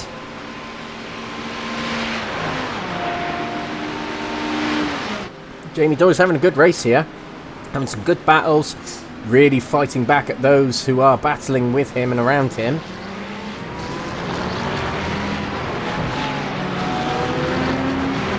We've got 3 different manufacturers battling out for the 3rd spot of the podium in the gold category here. Corvettes at the front of this pack here, piloted by Jamie Dory. Stephen Bird's in the Ferrari for Yorkshire Mafia Racing, and Ben Altra is in the only Audi in the field. He drove that Audi last season as well, did Ben Altra.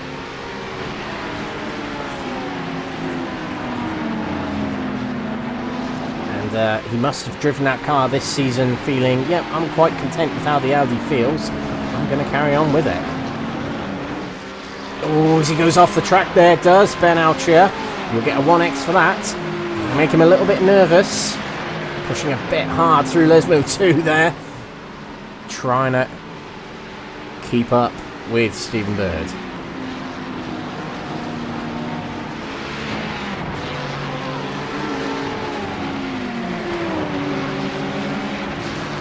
All over the rear of Jamie Dory. Is he going to go for a move in the Michele Alboreto curve? We see not many drivers attempt moves there. Well, try moves, but not complete them.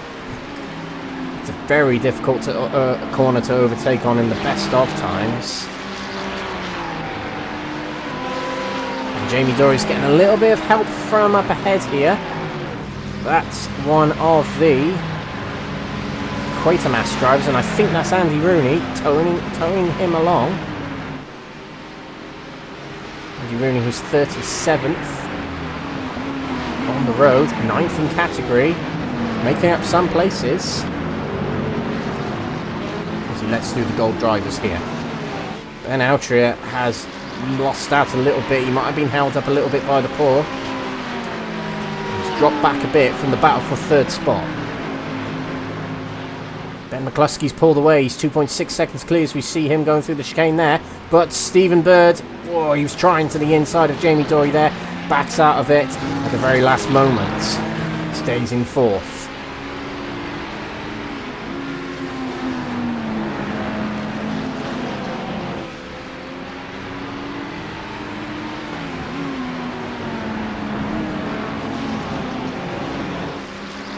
Ben Altra going wide again, heading out of Lesmo 2.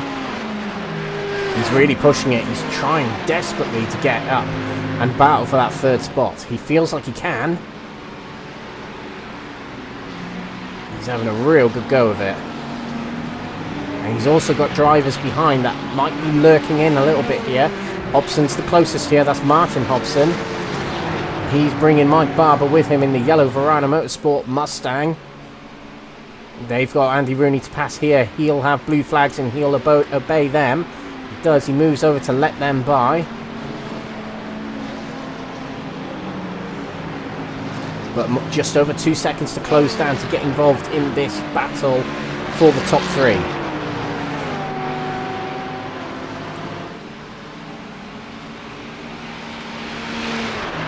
Rory and Stephen Bird heading down the main straight here.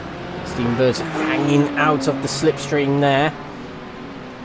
Usually drivers do that so they got good visibility of the corner approaching and good visibility of the braking zones. Jamie Dory moving out of the slipstream. No, he's got a slow down penalty, I think. Yes, he has. And through goes Stephen Bird. And Jamie Dory's had a few events tonight.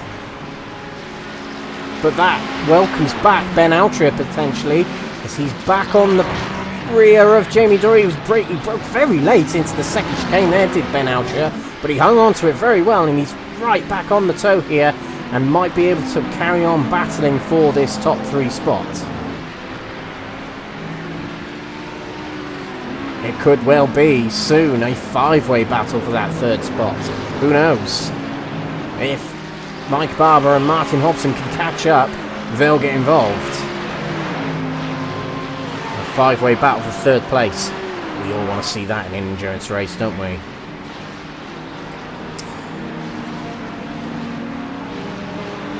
These drivers will be able to go on quite a long way on this fuel tank, actually. It will be a two-stop race for these drivers. I don't know why I was saying three stops earlier, ladies and gentlemen. I apologise for that. It's ridiculous. A two-stop race for these drivers. Because remember, they can fuel to 100% capacity now. But they started the race on 80% capacity. So they'll be able to go on longer than 25-ish laps, was it? What we saw on there? Yeah, around about 23, 24 laps on average for this grid. They'll be able to go to even 28, 29 or 30 laps on a 100% tank. And that's the thing, if you can save more fuel, the less you put in for the last stage of the race. And the less fuel you're putting into your car for the end of the race, the less time you'll be in your box. That's why it's so crucial to fuel save. That's what I wonder if we're going to see from some drivers at this point.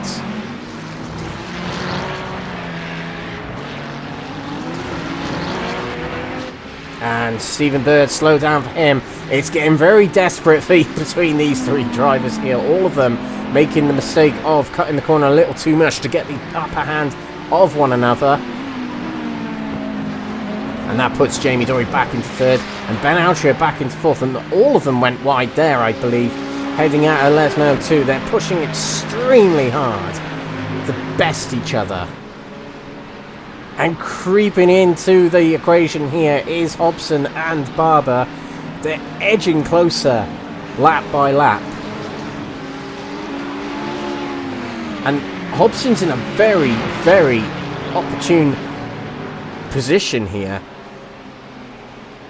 He'll close in, and if he stays behind these drivers, he'll have the opportunity to pick an undercut opportunity, pitting earlier than the other drivers, that is. And that means he'll get out on track with a clear track potentially around him and get a nice fast out lap to try and undercut the drivers in front of him. Main straight here, Jamie Dory not under threat at the moment, but back here we can definitely see Mike Barber looking around. Martin Hobson here can't quite make it through at the moment. No cut track penalties for either of these three drivers heading out of the first chicane there. Let's see what happens on the second chicane here.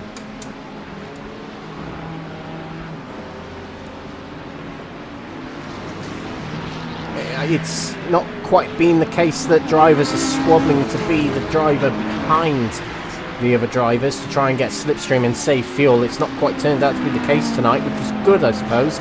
it's a little bit more exciting seeing these drivers just battle it hard for position and not really care about conserving fuel or anything like that.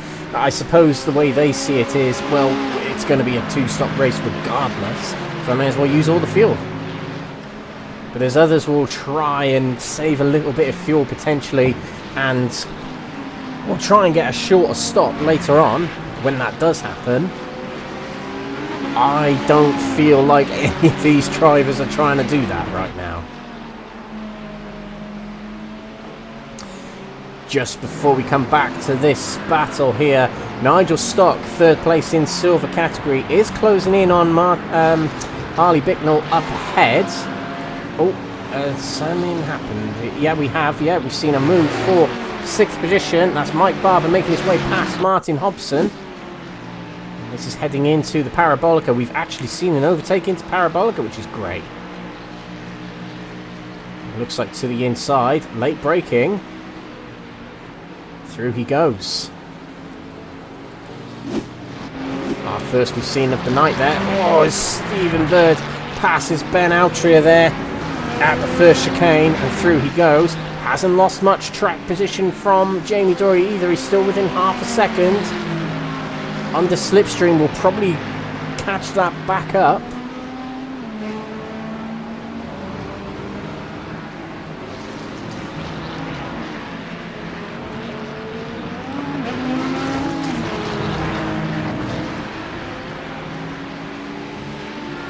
Ben Altria dropping back a little bit there. Awesome race between these at the moment. Mike Barber's not quite closing in yet. Their pace is still pretty good from these three up the front. It really only gets a little bit inviting for Mike Barber and Martin Hobson when these three are battling more intensely. The evening's still young at the moment, and he might still do that.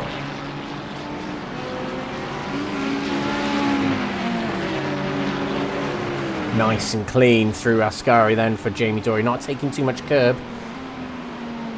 These cars are quite low down to the ground when it can be quite uncomfortable, even driving virtual cars, bumping over those curbs here at Monza.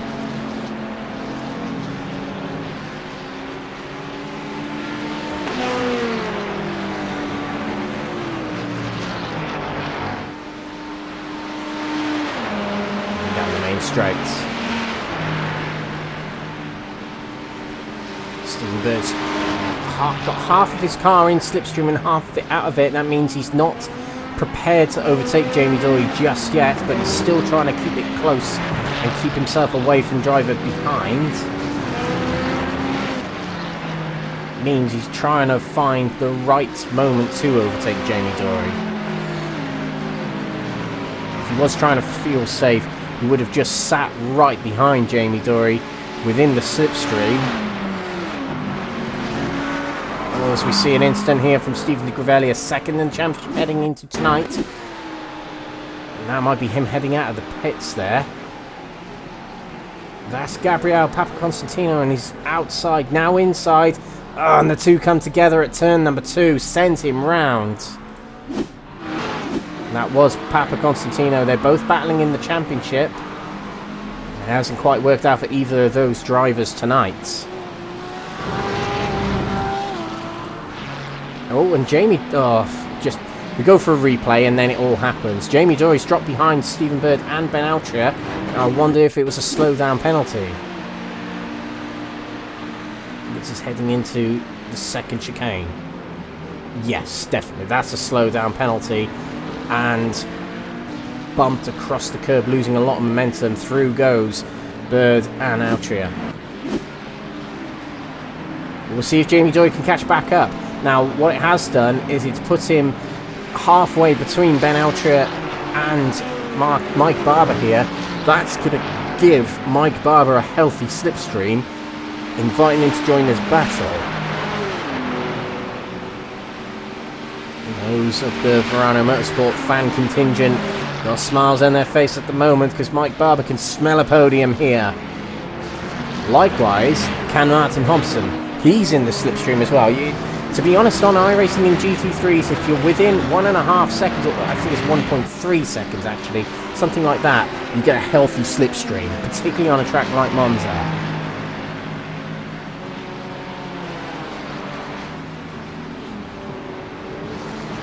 Sun setting here, the track's going to cool. That's going to make the cars very slippery, but it's going to make them equally very quick as the tanks get empty and the track just gets cooler and cooler.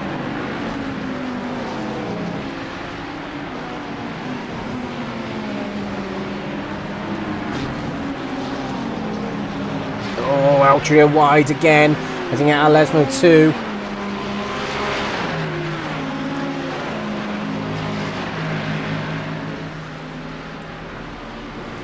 And Stephen Bird is going to have a little bit of a slipstream from the back markers up ahead as well. That's going to be very helpful.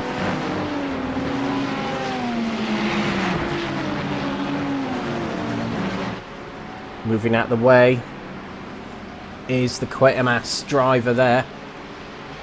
I think that was Andy Chell getting out the way. Or it might not have been actually, it might have been another driver.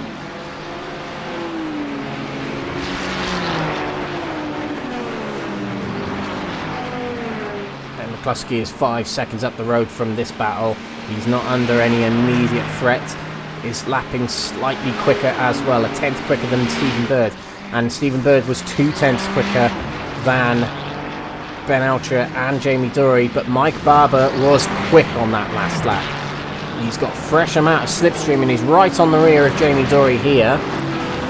Now, if Mike Barber can get this move absolutely right, he can make the move and stay within slipstream of Ben Altria just up ahead.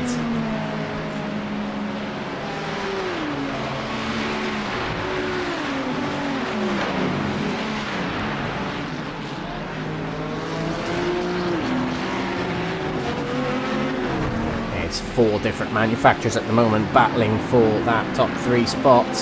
I wouldn't say Martin Hobson's yet involved in this battle, but I'd definitely say Mike Barber is now in this battle. Ferrari, Audi, Corvette and Ford Mustang.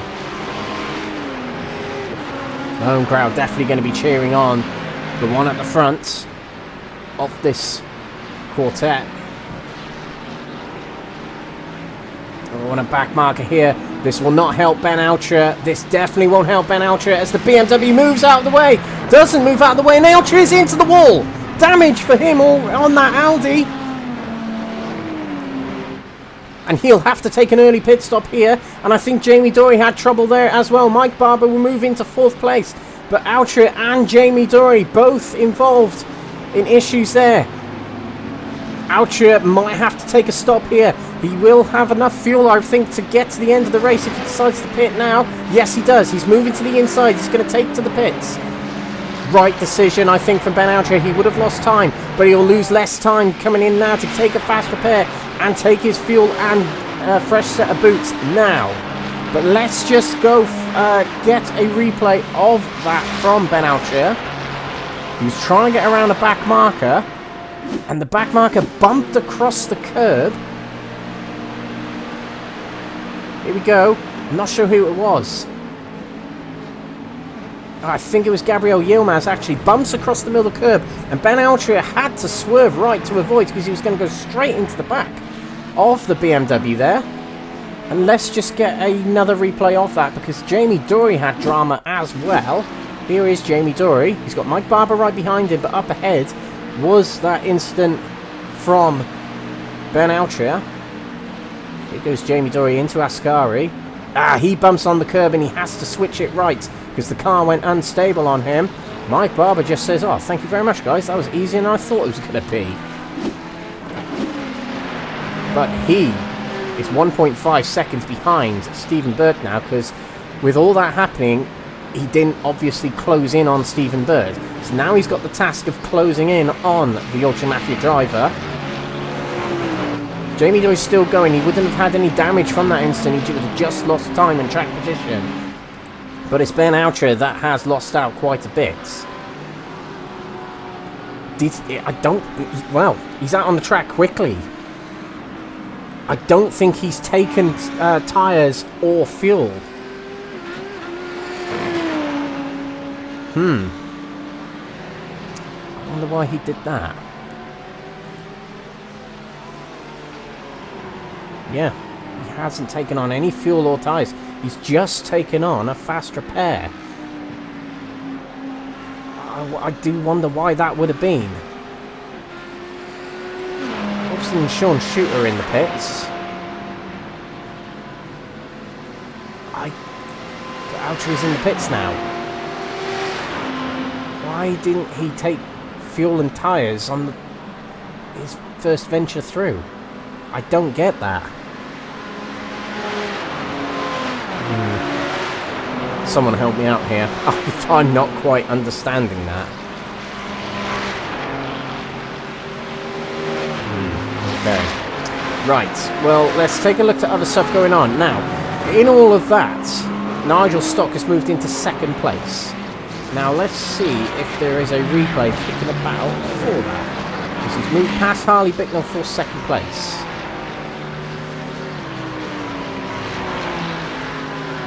Alright, here it is. Well, this is heading out to the Mccluskey curve. Moves out of the slipstream to the inside already. He just seems to have powered his way past the McLaren into turn number 1. He's already ahead, nose ahead, tyres ahead, and he's through already under braking. Bicknell not challenging too much for that, realising, you know what, the position might be gone here. But he has got a healthy relative lead in third place from Matthew Addy, his nearest rival in fourth, 26 seconds down. Stephen Bird's in the pits, so this is the point in the race where the tank is getting empty.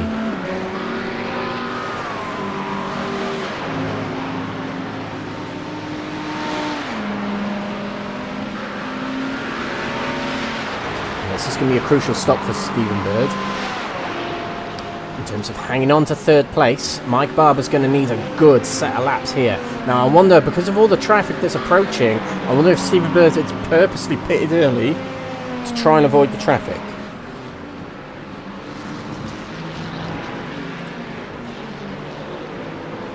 I wonder if that is the tactic.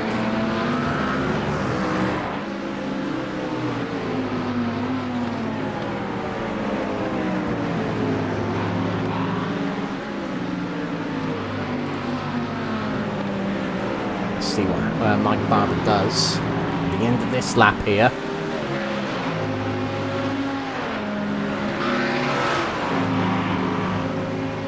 And I just wonder if he's going to call the same hand as Stephen Bird. Other drivers in the pits. Kyle Oosthuizen is in the pits.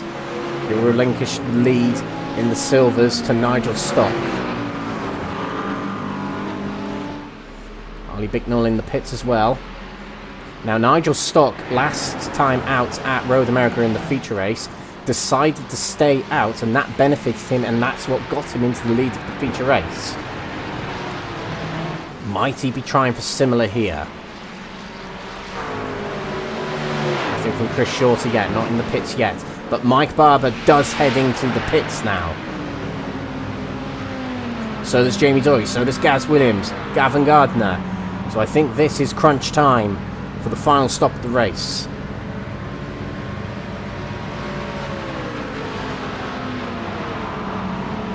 These drivers have gone about 50 minutes on a tank here.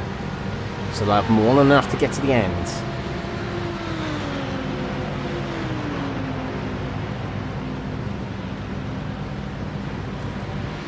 Here comes Stephen Bird. It's him versus Mike Barber we're keeping an eye on.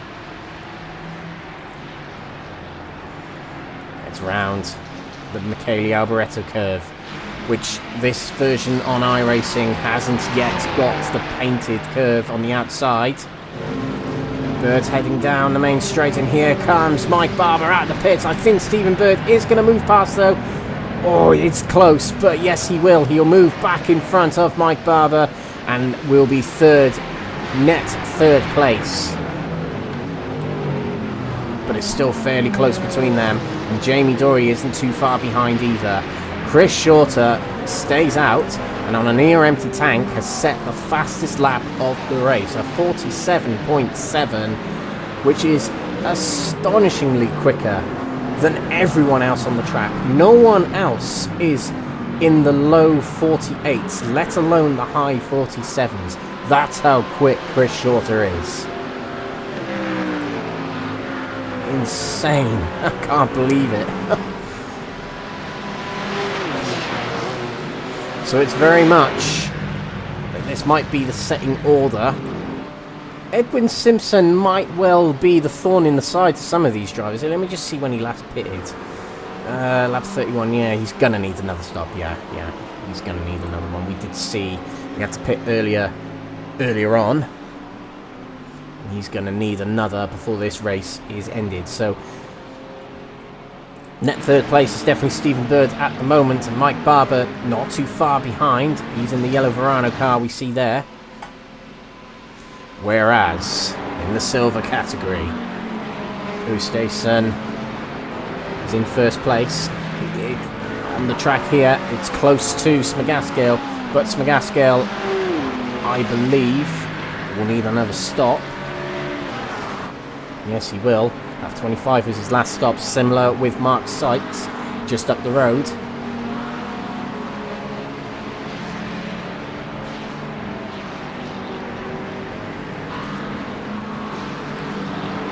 Nigel Stock's not too far behind Oosthuizen. He's going to be really hammering it to try and catch up with Oosthuizen, and he's only about 5 to 6 seconds behind. So some good laps might do Nigel some good in this race. We've got Matthew Cheverton. They're going to move on Harley Bicknell here. They're in separate categories, so they won't be fighting for position here. Shorter's in the pits. This will be his final stop of the race.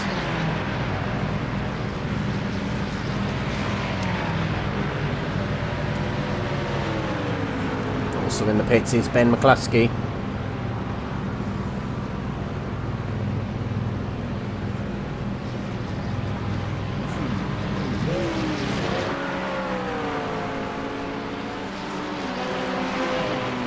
This is Nigel Stock. Will be very much on the hunt down.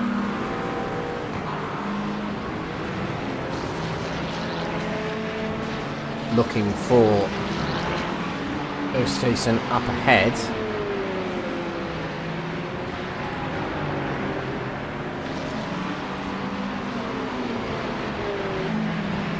There's a 3.5 second gap. I thought it was 5 seconds, it wasn't. No, excuse me, it's a 4.5 second gap.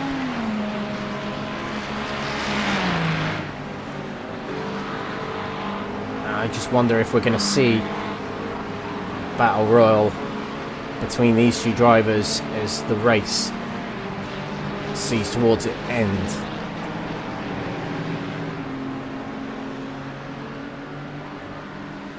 Over to the bronze category, Nathan Lewis Stone, not much of a worry in this race for him.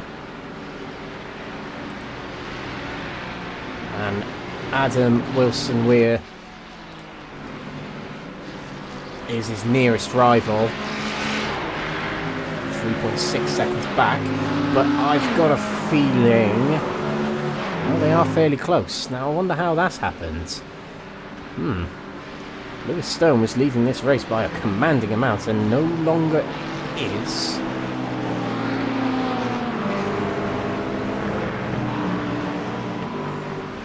Interesting. So it could well be that none of the, well, two of the categories are far from set in stone.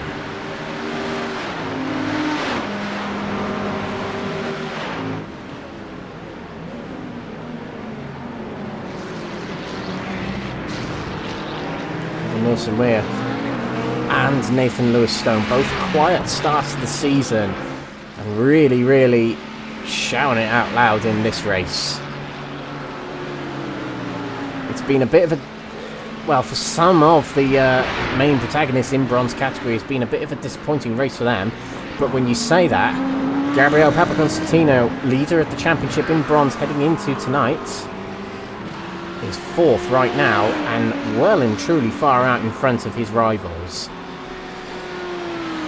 So this could end up being a pretty good day for Gabriel in the end. Well, not the perfect day, but a good day in terms of the championship. Steve de Grevelius down in 10th, Andy Rooney 9th.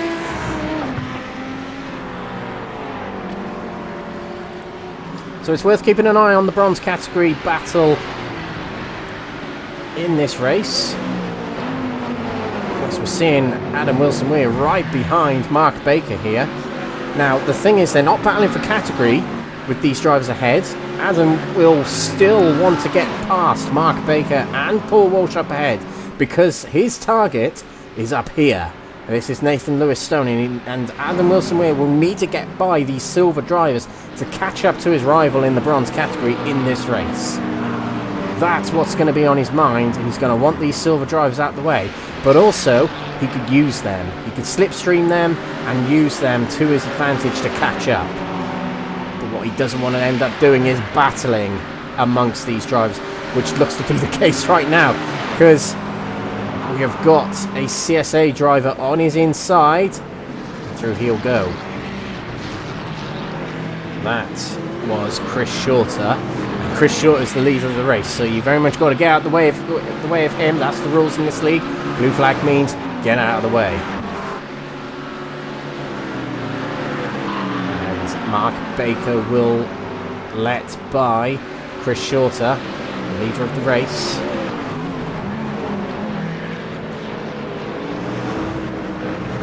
I don't think any of these battles for top spots in silver and bronze are over yet. I think Wilson-Weir's got a good chance at catching up with Lewis-Stone. Mind you, Wilson-Weir, with all this battling here, it is losing him a little bit of time from the Ferrari driver up front here. And he's got no one around him, has Lewis-Stone, and that's what's going to help him. Meanwhile, in the silver category, Stock has got a clear track around him, and he can focus on trying to catch up with Oosthuizen up ahead. I think we are establishing what... Hang on a minute. Wilson-Weir's had a spin heading out of Ascari, and that's going to drop him down to at least 3rd, to the inside of Baker there. Oh, and there's contact in turn 2 of Ascari there. And round goes the Quatermass driver. That's going to be so frustrating for him, but he's away again. Don't think he's going to have too much damage on that Corvette. No, it looks relatively okay on the left side there. But it does give 2nd place to Elwyn Sykes here. He's not too far behind Elwyn Sykes. And it could well mean they move on to a battle for 2nd place in this race. But it does help out Nathan Lewis-Stone. It relieves some of the pressure. He's now got a 15-second lead. And it means he can cash in the victory here. He's pretty much led from start to finish in the bronze category tonight. And we were mentioning about Papaconstantinou in 4th place. And he is going to drop down more places here because he's had to take his final stop of the race. It's going to mean Stein Vatens moves past, potentially Rob Savage as well. It's going to drop him down some places. Stock is closing in on Oosthuizen here. Last time around, half a second quicker. And he's up here in the midst of this battle. That is Gabriel Yilmaz outside him. And it's Paul Williams ahead of him, so back markers around him here.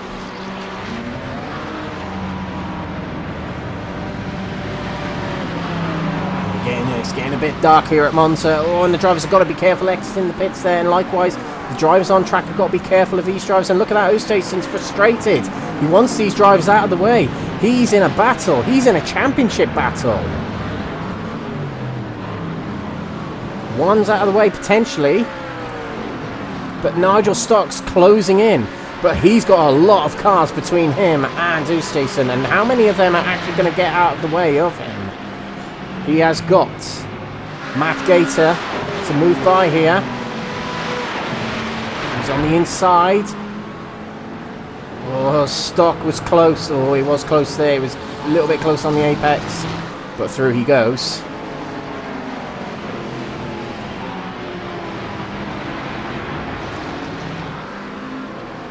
Oh, Stock pushing very hard. Going through Lesmo 1 there. 3.5 seconds between him and his championship rival up ahead.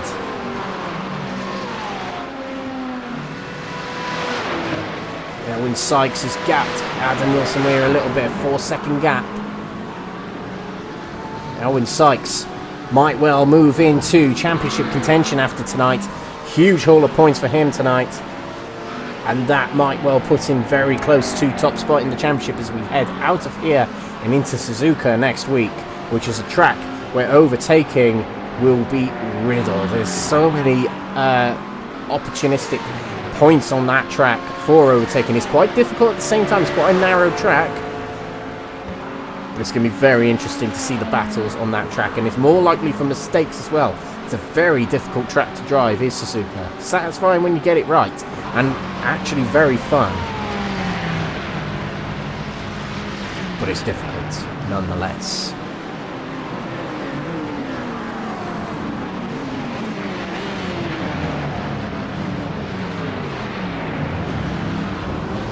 Stock's got a bit of a slipstream ahead of him. The driver ahead of him.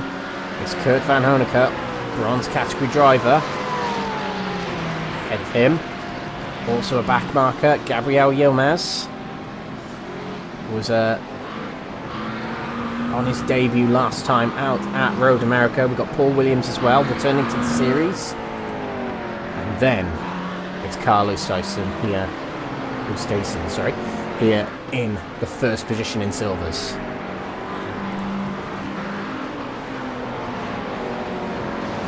Four-second gap now.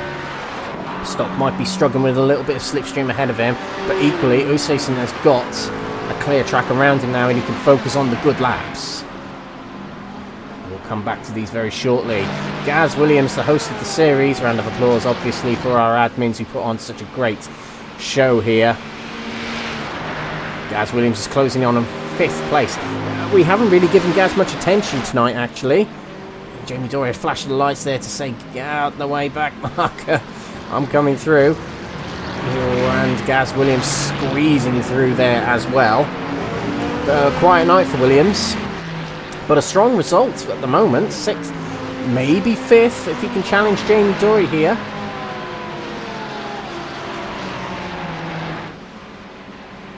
But 2nd in the championship heading into tonight. His rival for the championship heading into tonight, Ben Mccluskey. But also 3rd in the championship, Gav Gardner, is down in 8th position. So for Mccluskey, this is a very good start to the season. He's had 3 strong rounds, high scoring rounds as well. That tonight just merely puts more of a stamp on that championship spot. He'll be a bit wary of Chris Shorter and his points haul, because Chris Shorter missed the first round. He did get a DNF at Road America, but if Chris Shorter can keep scoring, keep winning races, it's not going to help Mccluskey. But there's other rounds to think about before we get to that point. Stephen Bird's had a good night tonight as well. 3rd place potentially for him, because Mike Barber's dropping back a little bit from him. But Mike Barber's had a very good night as well. Charged up to 4th place.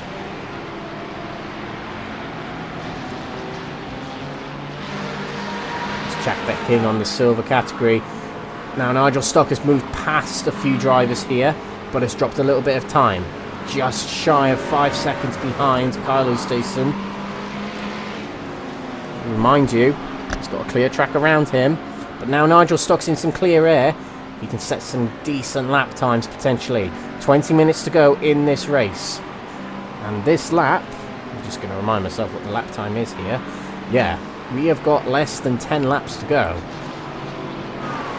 and that, when you get to that point in a race and you're charging for the leader like what you are with Nigel Stock now, those laps come down quick.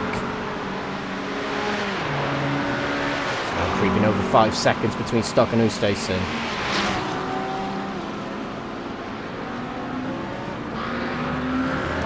We're seeing a little bit of a battle here. This is Yilmaz and Kurt van Honecker. So this is the top 10 battle in bronze category. A little bit of an issue with our overlay there. Yilmaz is not a Yorkshire Mafia Racing driver. He is a privateer.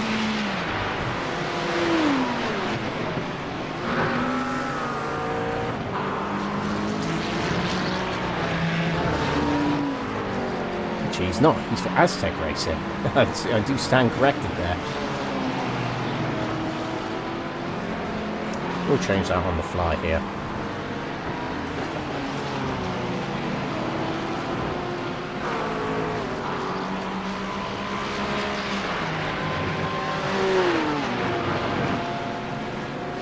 Much better.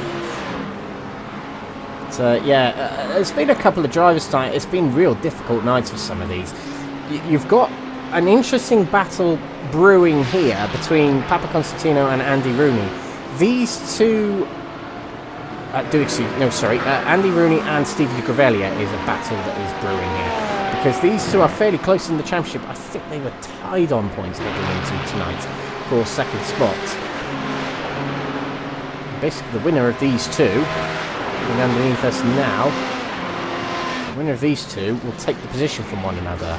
But I do think that Elwyn Sykes will join that battle for the top spot, and maybe even Andy Chell, who's 4th place at the moment. So it could well end up being a near 5-way battle in the Bronze Championship after tonight.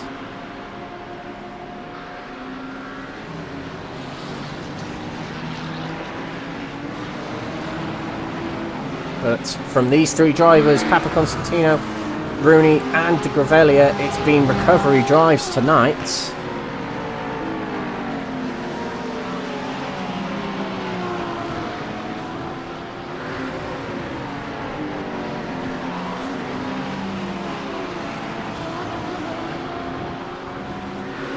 Both in Porsche cars.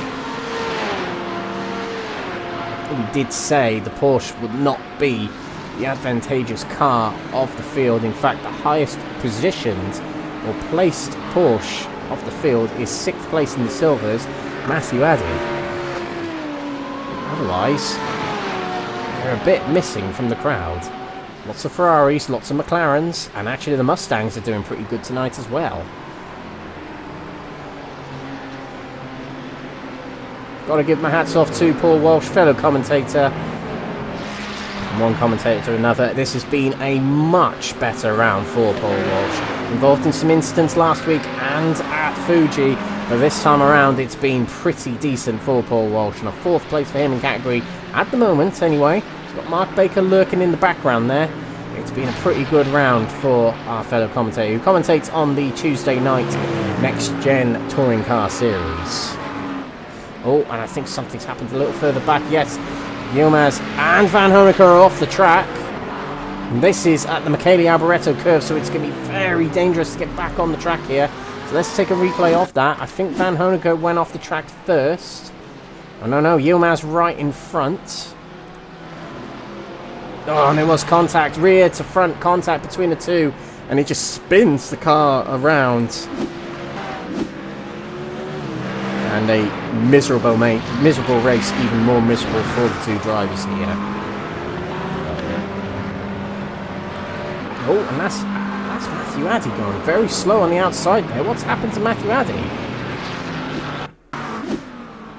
Yeah, he's off the track there as well. So let's see if we can get a earlier replay.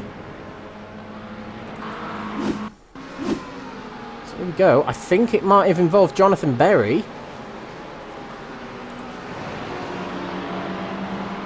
Oh, yeah. Oh, no. So let's get a replay of Jonathan Berry, see how he lost the car then. Heading out of the Michele Alboreto curve, he might have lost the rear end. Yes, he does. He spins round in the Corvette, but trying to get it back the other direction. Matthew Addy had nowhere to go. And to be fair to Jonathan Berry, he's just trying to get the car under control, and he couldn't. But that has really put a dampener on Matthew Addy's race. He's heading out the pits now after taking an immediate fast repair, but he's down to 10th, and he was in 6th. Huge points lost for him in the silver category here. Completely bad luck there for Matthew Addy. Nothing he could have done. He was just driving around the corner, and then there's just a big Corvette in the road waiting for him.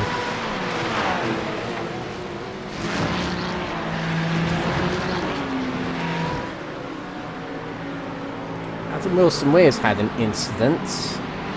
He's dropped a lot of time. He's out on his own here.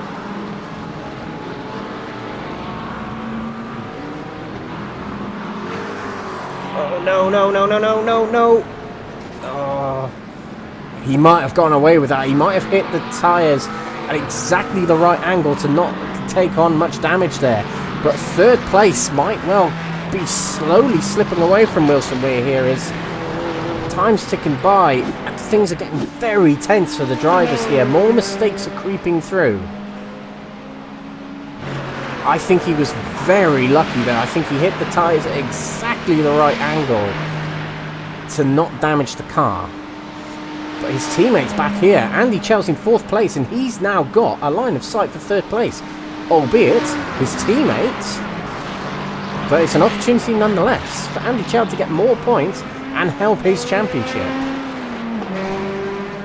I'm sure we'll speak to Andy Chell after the race.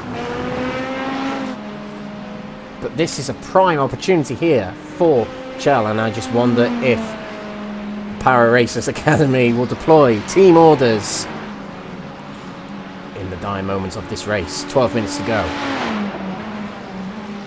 There aren't many positional battles going on at the moment. We've got Wesley Lewin and Mike Reedner here. They're battling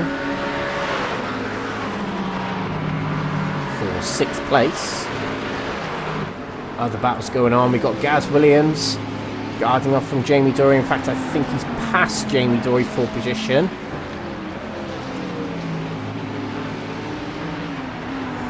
We've also got Gavin Gardner close to Sean Shute. We have also got Ben Bennyworth close to Ben Alcher. Ben Alcher, who was battling amongst the top 3 for much of the race, down in 11th. And we were confused as to why he had to take on an extra stop earlier on. We knew he had to take a fast repair, but he could have potentially slotted in his fuel and tyre stop as well within that, but didn't. We're not really sure why.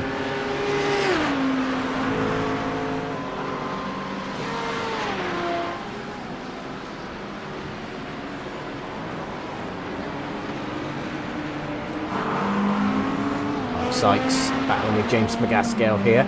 This is for 8th position as well. The drivers behind them are not battling for them for position. We have got Ben Mccluskey behind, trying to get through this pack here.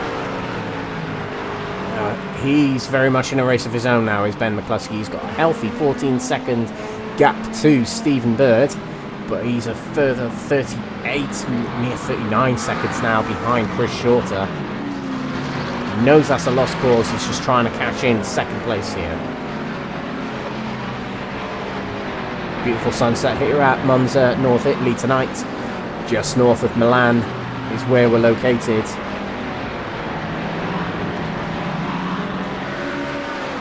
And it won't quite be night time by the time the sun sets on us.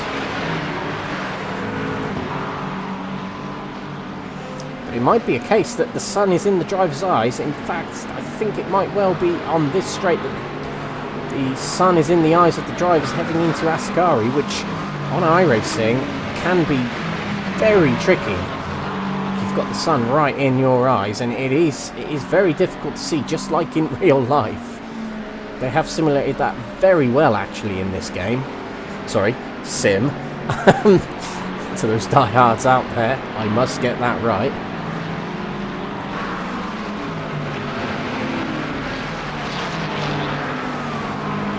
I think next time we head down that main straight, that back straight there. In fact, we will. Let's go on board with our race leader, Chris Shorter. Let's see what his view is like as we head down the main straight. We feel like we're sat quite far back in the Mustang here. And there you go, you can see actually it's a little bit bright just on the horizon there behind the trees. And actually no, the sun is a little bit to the right of us now, so it's not really going to affect these drivers heading into Ascari. You can see visibility is pretty good here. But actually we're going to have to switch off and switch to some other drama maybe. Well, it's very close between this gaggle of cars here, and I think there's been a little bit of contact between drivers. I'm not so sure. Let's see what happened to Leslie Lewin here. It said there's been an incident. Oh, yes, there was.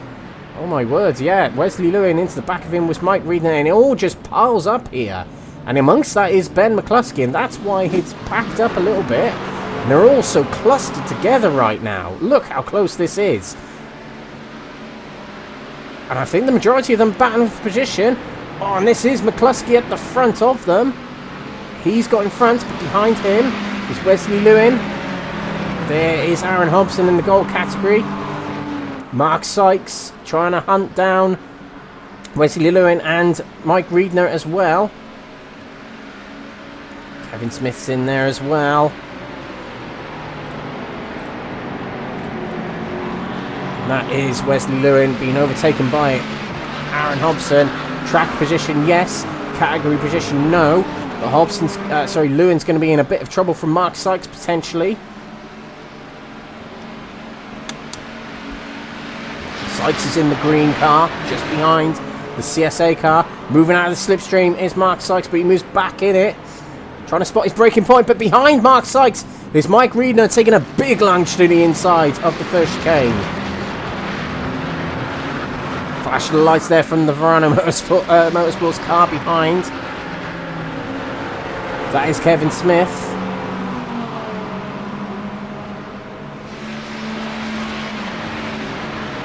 And he moves out of the slipstream to the inside of Mike Reedner.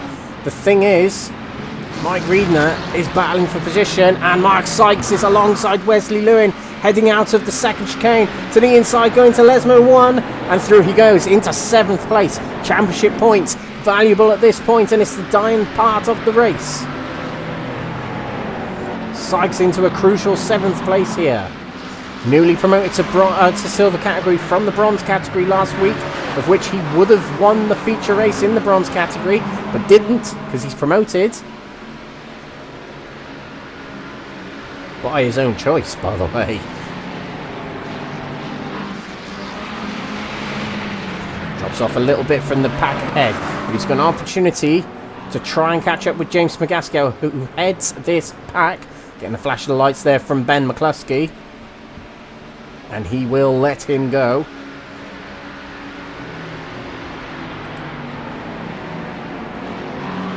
Sykes will try desperately to catch up. Try for a 6th place.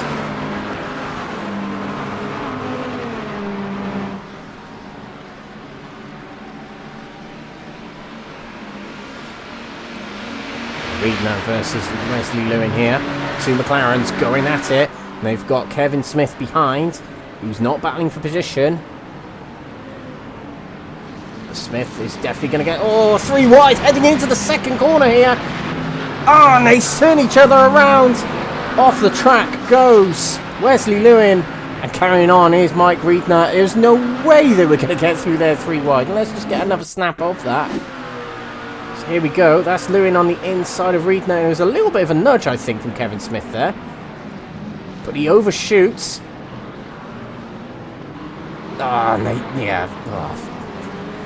Good luck, stewards. That's all I'm going to say to that one. And reset to the pits is Wesley Lewin.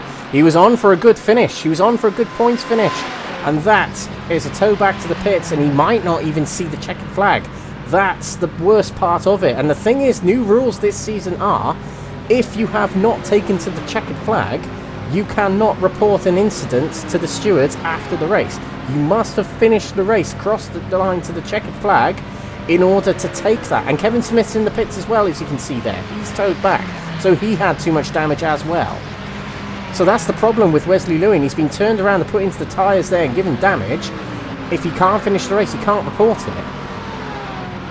I don't know if there's some sort of dispensation or exception or anything like that for drivers who, you know, couldn't finish the race because they're taking a tow in or anything like that. It's to encourage drivers to drive back to the pits, but sometimes you just can't. So I don't know what's going to happen in that scenario, but it means a lot of points lost for Wesley Lewin.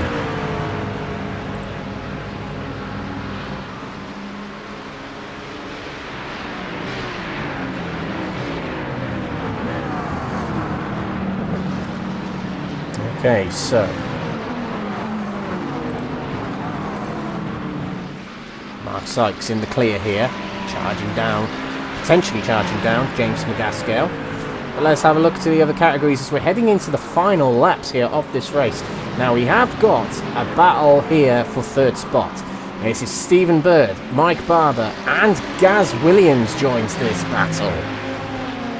So slow progression for Gaz Williams in this race, but third is on the cards. And that will be very good for his championship if he can squeeze a third place here.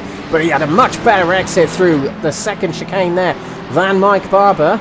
Can't challenge for the move just yet, but he's got the best part of 2 laps here to try and get by these 2 drivers. And Stephen Bird equally has only got 2 more laps to defend his third place. All to play for here. And don't forget, Jamie Dory is lurking in the background here. He's been very much in that battle for third place for much of the race. We'll keep an eye on Chris Shorter. I think actually... Oh, hang on a minute. Gaz Williams is past Mike Barber. Something's happened to him. We changed at the wrong time there. He's running slow. So here we go into Ascari.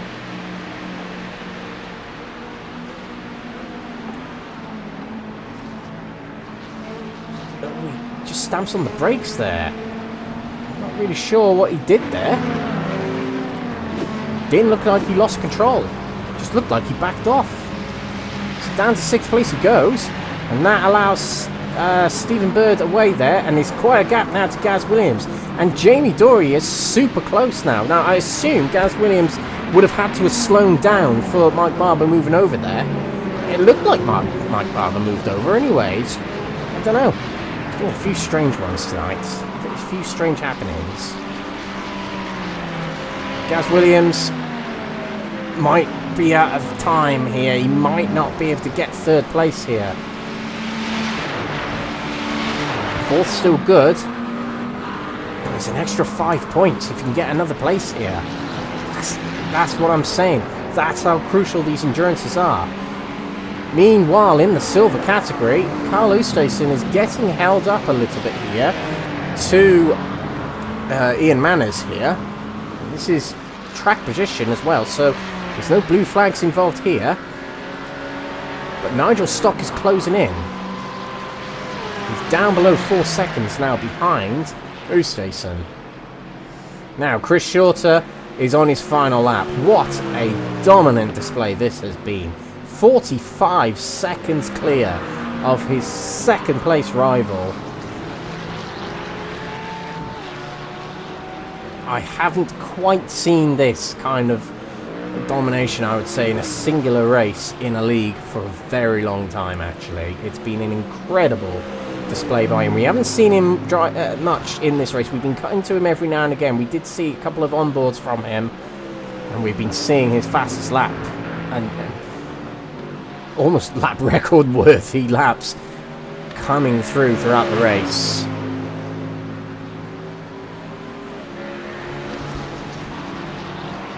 But it's been quite the display from him.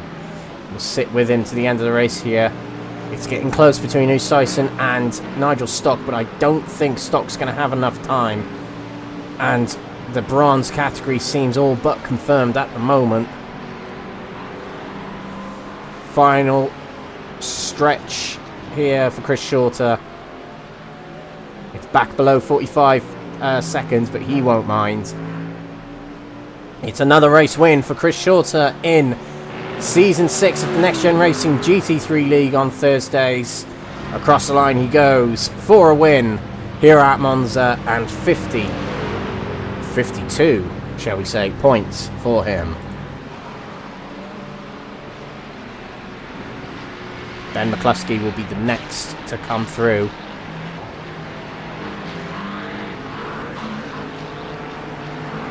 And he will maintain the championship lead tonight. That's one thing for sure. He would have lost a few points to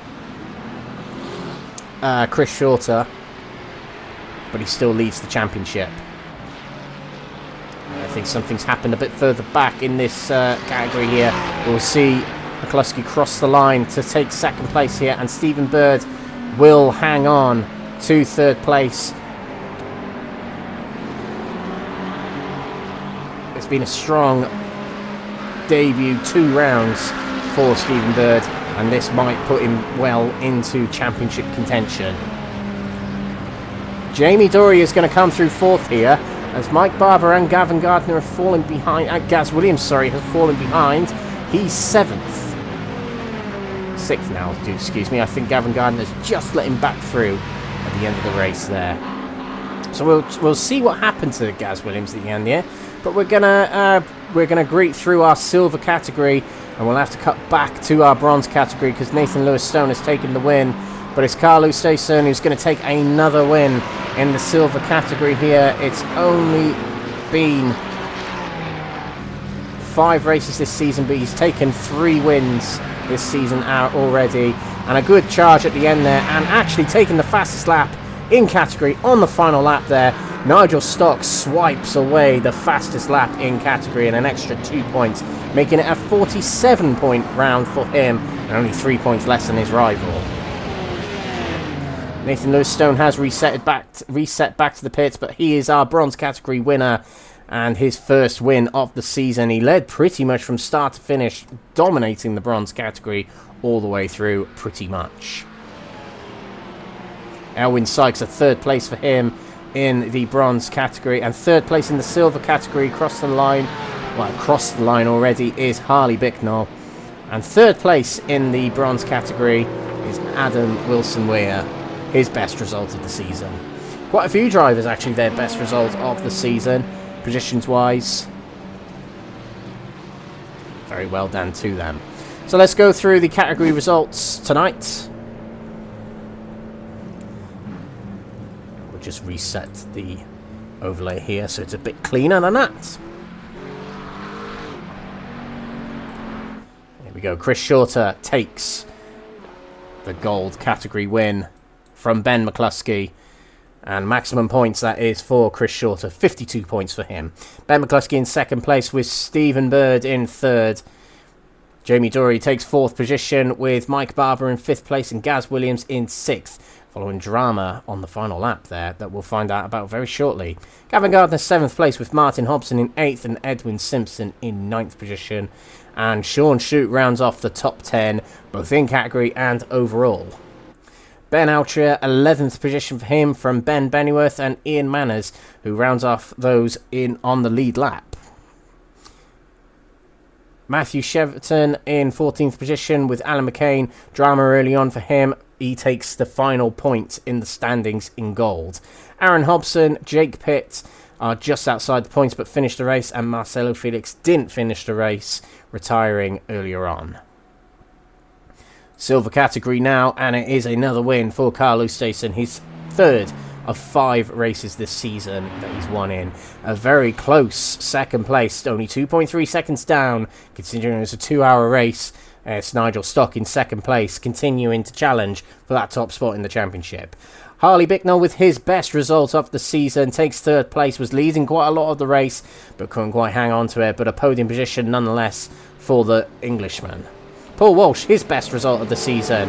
4th place for him with Mark Baker in 5th position and James McGaskill in 6th. Mark Sykes a charge towards the end to try and get 6th place, but it's 7th for him in the end. With Mike Reedner in 8th. Matthew Addy, who had drama in the latter part of the race, finishes 9th in the end. Paul Williams 10th. Jochen Seeger, he had drama early on in the race, finishes 11th in the end. Wesley Lewin in 12th, Kevin Smith 13th, Mark Kent 14th, who did not finish the race, so he won't score points. Likewise with Jeffrey Kruger, who had a disconnection, and Craig Tillotson, an incident earlier on, which ruined his race. Bronze category now, and it is a first-time win for Nathan Lewis Stone, our 4th different winner this season in the bronze category. Elwyn Sykes will be 2nd place, perhaps putting his stamp on a championship battle that is happening in the bronze category at the moment. Adam Wilson-Weir with his best result of the season so far with 3rd place, and Andy Chell another 4th place for him. Stein Vatens in 5th position with incoming to this round championship leader in the bronze category, Gabriel Papaconstantinou in 6th position from Robert Savage in 7th. Andy Rooney is in 8th position. He was 3rd in the championship heading into tonight, and Stephen de Gravelia a lap down in 9th. Kurt Van Honecker in 10th position with Gabriel Yilmaz, drama towards the end there in 11th place. Jonathan Berry in 12th position, Matt Gatter in 13th on his debut, and Costa Chats did not finish the race. There we go, that's been round 3 of the championship. Quite an interesting one. Lots of nice, notable incidents actually happening in this race. But let's go back to that final section of the race, actually. Let's go to Gaz Williams battling with Mike Barr, because something happened to Gaz Williams. He might be coming up very swiftly here. So here we go. Actually, that was from the lap before, so let's catch up a little bit. This might be it here, actually. So, what happens? Gaz Williams goes to the inside of Jamie Dory. Oh no, he goes wide into Jamie Dory and it spins him round. Let's get another shot of that. Let's see, yeah, let's take it from above here.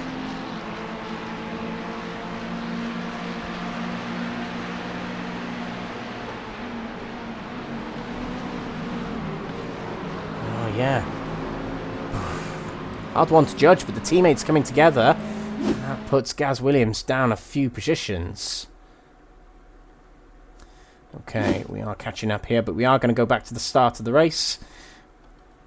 We are going to interview some drivers. We've got some interviews this week, which is great. Absolutely brilliant.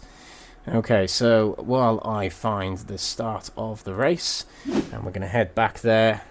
So the first driver we're going to speak to tonight, who are we going to speak to tonight? We've got none of the race winners at the moment. I'll tell you what. I think we're going to have a chat to Paul Walsh. So our first interview tonight is going to be with fellow commentator Paul Walsh, and a strong 4th position for Paul, his best result of the season so far. So Paul, first of all, can you hear me? And second of all, how are you doing tonight? Loud and clear, Alex. Oh, goodness me, I am absolutely exhausted. This feels weird being the guy to be interviewed rather than the one doing the interview for a change. But I guess it's a nice change. Yeah, I always like to make you do the interviews when we are partnered up together, so it's full circle, I suppose. But that looked like an exhausting race. Monza's an easy-ish track, but it's not an easy track to race on at the same time. But your best result of the season so far, and it's been a tricky start for you. You must be chuffed with that.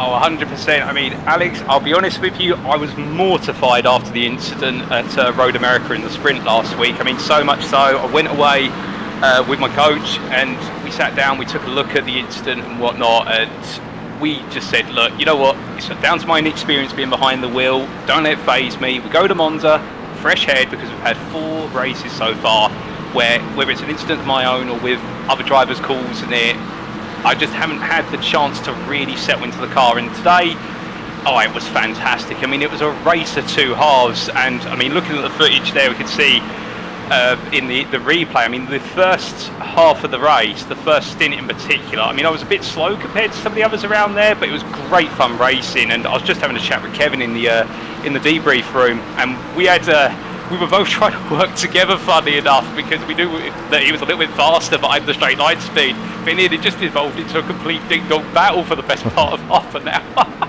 Alright, yeah, we were watching quite a lot of that. It was absolutely brilliant to watch. But just going back to something you were mentioning about, you went and talked to your coach about what happened there, and you kind of put your hands up and said, yeah, put it down to inexperience. Just let us know, how inexperienced are you with driving? Because we know you so well as a commentator, but what is your experience like when it comes to driving? So, I mean, outside the simulator, I've done a few track days and whatnot, but on the simulator itself, I used to do a lot of racing in a set of course of competizione, but we can date that back the best part of 3-4 years ago. I mean, this is the first iRacing league I've competed in for the full season, if you exclude an informal GT4 league hosted by UK Sim Racing, but otherwise this is me going straight in the deep end. And yeah, in terms of the practice, I mean, getting the practice in the weekends and the evenings before, but still building up that experience. Oh, excellent. Well, so far so good, I guess, in this round. So, what was it about tonight that just made it tick for you? Was it the car working well for the track? Was it you suiting the track?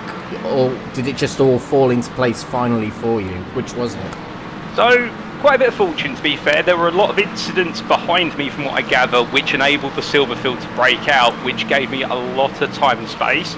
At the same time, though, I went into this race with a mentality that I'm not going to fight anyone too much unless I get locked into a bit of a battle and I think I can make progress. But I wasn't going to fight anyone until the final stint, because it's 2 hours. There's no point really getting stuck in that early, because the race is long and it only takes one small error 20 minutes in, and that's the race over, effectively. So I just switched my mindset to stay out of trouble, be smart, be aware of everyone around, and just run your race. I mean, there were moments, like we see here, where there was the incident coming down the Seraglio, where I saw it in advance, and I'll be honest, I checked up on the brakes quite early. I think the drivers behind me reacted really well, but it was sort of, could I have sped past it a lot faster? Yes, but I didn't want to see the car in ruins again. Otherwise, I mean, Mark, who did delivery on the car for Mark Sykes Designs, he'd be coming at me and saying to me, you've got to stop wrecking the cars, Paul. We haven't got the budget here at NXTGEN.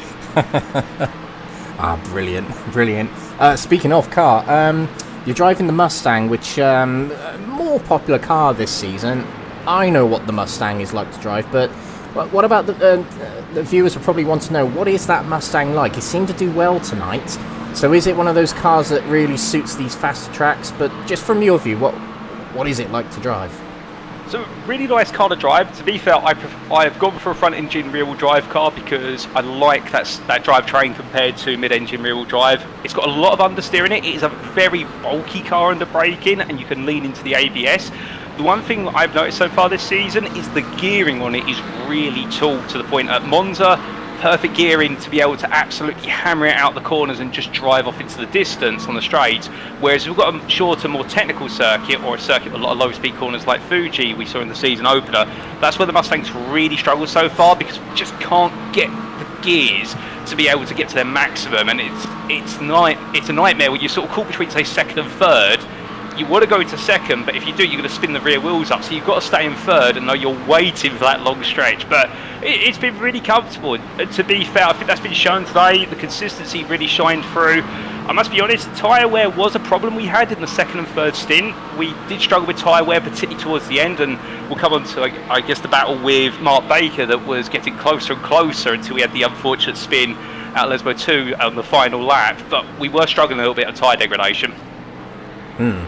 And another thing about the Mustang, it sounds great, particularly when you're inside the car as well. 100%. I mean, in the end, I could fall asleep to it, although I better not, because I need to be fully awake. No, if you're in 14th place, maybe, but not 4th place, yeah. Well, let's tell you what, we'll go off on a tangent a little bit here.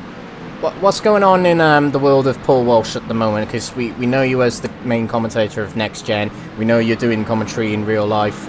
We don't really hear about that on your broadcast. So what are you up to in the real world at the moment when it comes to commentary? So, quite recently, I was up at Donington Park last month covering the British Truck Racing Championship and the full weekend of Convoy in the Park for 2024. Had the pleasure of working alongside a great number of individuals, including Pointy, the official voice of the British Truck Racing Championship. And in just over a week's time, I'm going to be going back up to Donington for the 19th and 20th of October to cover a weekend full of catering racing from academy drivers all the way through to the higher echelons. So I'll definitely share that in the Next Gen Racing Discord and on the social media, and if anybody wants to tune in, that'll be the official Bark TV broadcast where I'll be behind the microphone, joined by a number of individuals in the commentary booth. Unfortunately, I don't have their names to hand. So that's what's happening with me at the moment on the real life racing circuit. And as on the sim racing commentary circuit, I mean, we just wrapped up season 7 of the NXTGEN, and I'll be getting ready to return for season 8 of the NXTGEN, which I can't wait for. Good to hear, good to hear. And enjoy those caterhams, they are fantastic. It's a fantastic series with skill variations and engine power variation, that sort of thing. You'll really enjoy that. Yeah, last of all, Paul, we got other people to interview, but to hear the last from you, is there anybody you want to give out a shout out tonight? Any friends, family, sponsors, etc.? So firstly, a huge thank you to Next Gen Racing, particularly Mark Sykes and Jamie Dorey, for allowing me to run as part of the team for this season and giving me the opportunity and also livery. Also want to say a big thank you to Gaz Williams, who runs the GT3 League, alongside also Alan McCain, who helps out in terms of the organisation. Outside of people at Next Gen, I'm not going to go for everyone. I'd also like to say a big thank you to my good friend Jack Parker, who might be tuning in today. Jack, if you've been tuning in, we've finally got a top 5 for this season. The car's not in bits this time, so upwards and onwards, my friend. And lastly, to yourself, Alex. I mean, you put on the broadcast, fantastic broadcast. I mean, you were my mentor a few years ago, to be fair, so it's absolutely brilliant to have you back behind the microphone covering all the racing action. Wow, thank you very much, mate. That means a lot. Hopefully we'll be side by side again soon. Who knows? Who knows? Yeah. Lovely. Thanks very much, Paul, yet again. Well done tonight. Absolutely deserve it. We'll see you next time at Suzuka. Thank you, Alex. All the best to you, and all the best to you guys and girls at home tuning in. Thank you very much, mate. There we go. Paul Walsh there. Caterhams. Oh, I'm jealous. Caterham racing is something we're missing from iRacing. It is absolutely brilliant. But the closer you can get to that is Legends, I suppose, on iRacing, but it's not quite the same. But yeah, Paul Walsh, good result for him tonight. Silver category, 4th place. First 2 rounds, he said, didn't go quite to plan, but this time around, much, much better. But we're going to go from one 4th place driver to another 4th place driver. We're going to chat to Andy Chell, our friend who may as well just be permanently sat in the interview comms box with us. Andy Chell joins us.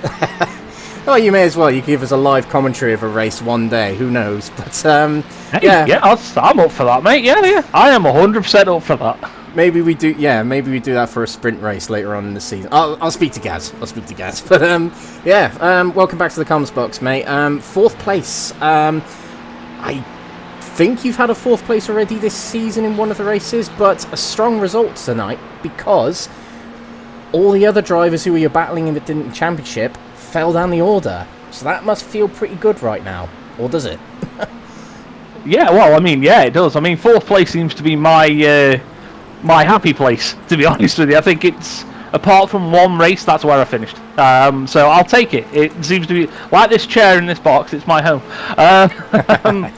But no, it does. I mean, obviously, Andy's around me, so having one of our drivers have a bad, well, not a bad night, but not as good as we'd like night, especially on a double point sort of track. You do feel for people, but at the same time, only one obviously is going to win the championship. Even if it's inter-team towards the end, we'll have talks about it, but it will be whoever's got the most points that gets that. I don't want to use papaya rules, but it's going to be that sort of thing.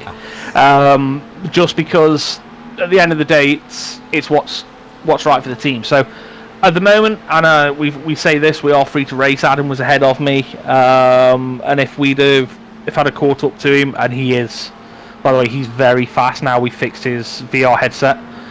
He's been having problems with it giving him 23 frames a second, so he's had a lot of problems in races. Looks like we've sorted that now, and he is he's lightning quick.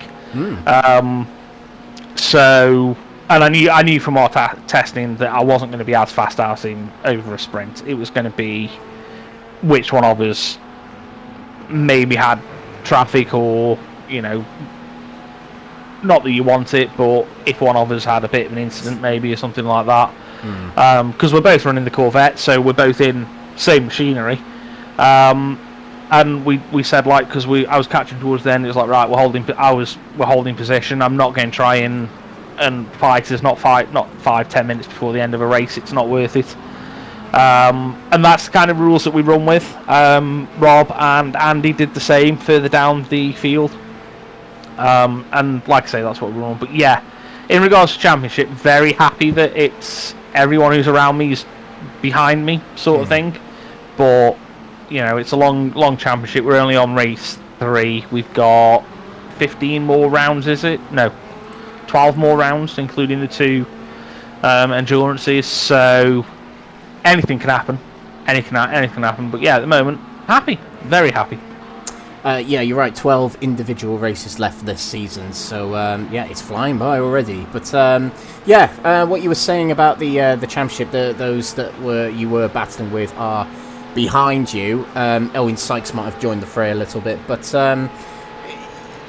do you think that this you did quite a lot of it last season, where you were just picking up the points round by round, and it got you into a strong place to challenge for second until the final lap last season at Le Mans. Are you anticipating similar this season? Yeah, that's my methodology. I mean, some people call it the Niki Lauda way of looking at it, some people call it the Alain Prost way of looking at it, but that is my methodology. At the end of the day, yes, a position might be worth 5 points on the track, but if I put the car in the wall, or if I have a bit of an off track, I have to slow down, let another person through, then instead of gaining 5 points, I've lost 10 points. Yeah. So yeah, I'm very methodical in it. I'm very thought right through it. Maybe it's my military training that comes through with that. Don't get me wrong, I'll be aggressive when I need to be, but yeah, I am very much I'm calculating all the time. I mean, we had chats about it towards the end of last season, and I kind of knew what I needed to try and get that second place. And if the Lambo hadn't drank more fuel than it needed, or Ben had been quicker in his prototype, I'd have probably secured it.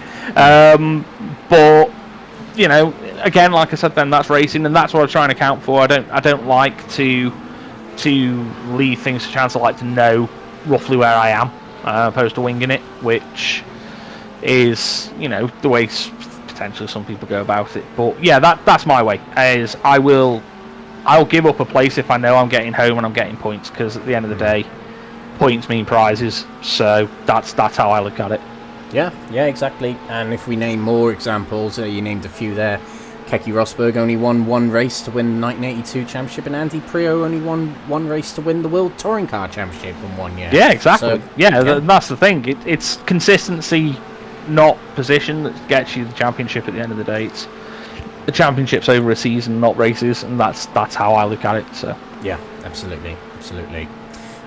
Let's talk about the Corvette, because you briefly mentioned it in round 1, but on a track like Monza, we've kind of had a good mix of tracks now, but what was it like tonight at Monza?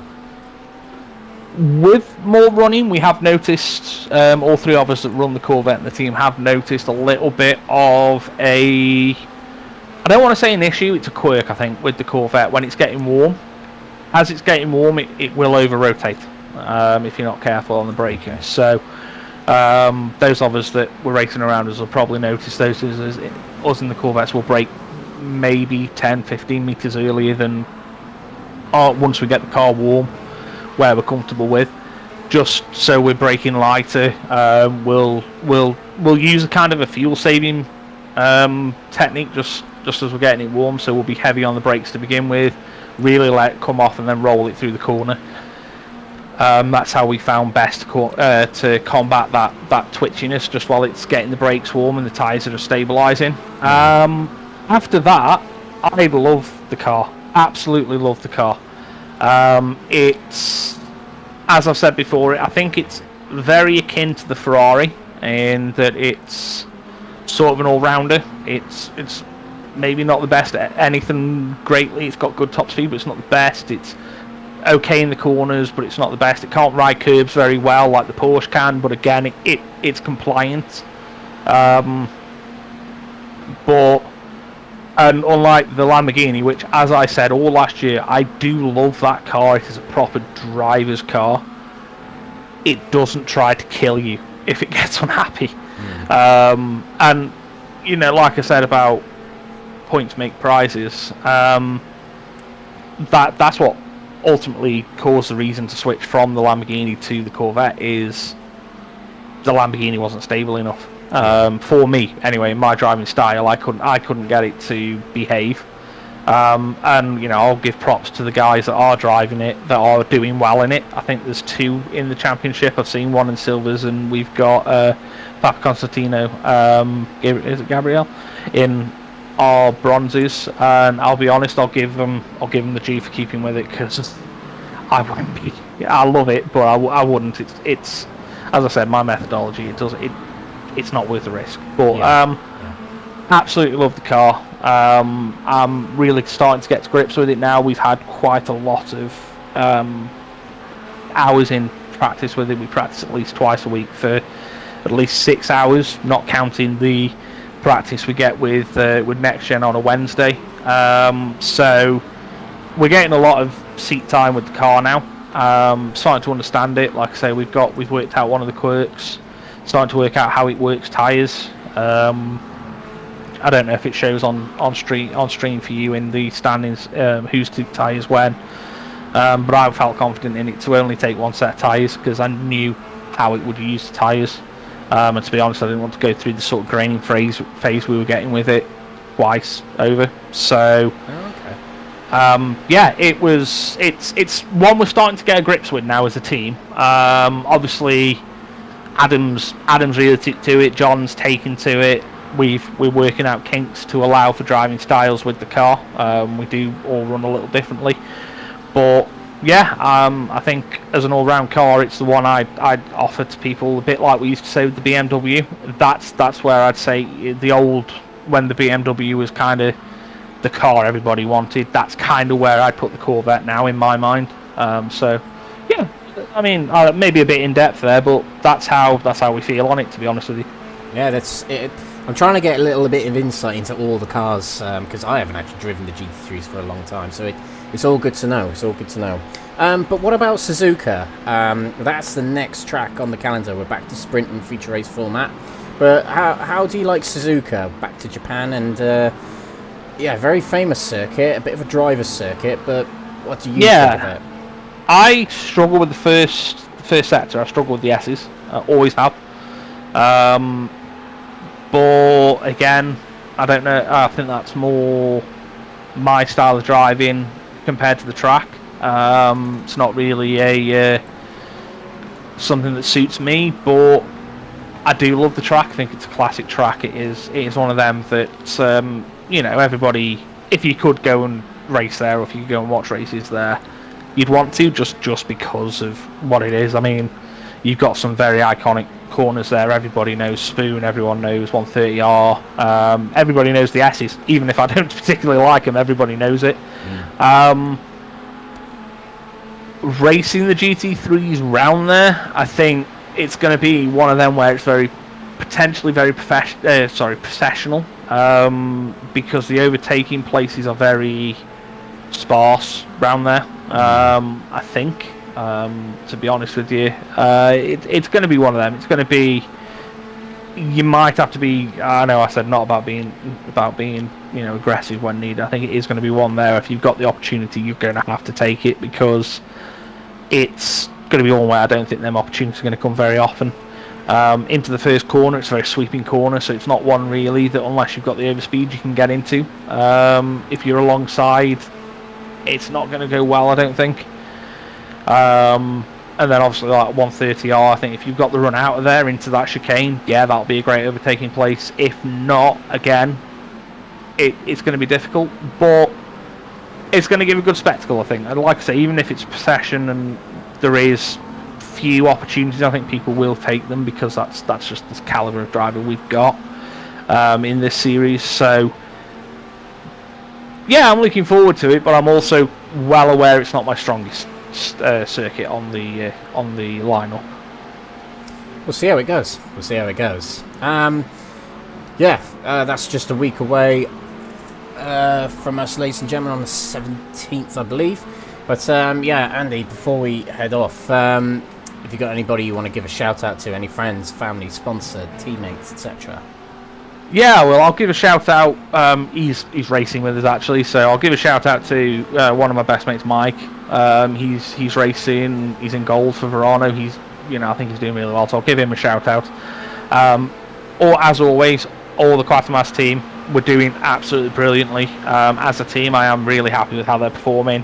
So all of them need to understand that they are doing well and they are deserving of where they're finishing. And then just to all our sponsors, so Go for the Gap, the University in Wales, Bangor University, and Colour by Numbers, and KDN Computers. They're them being on our cars, Let's Go Racing, so we appreciate them. Excellent, brilliant. Thanks very much again, Andy, for the insights and all of that. We'll see you next time at Suzuka. You will, mate. Thank you very much.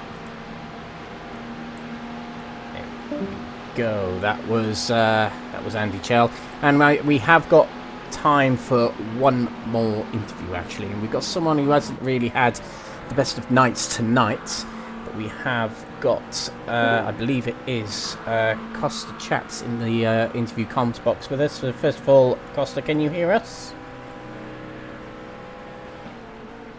Maybe not actually, so we'll let him go back into the interview room to sort some out.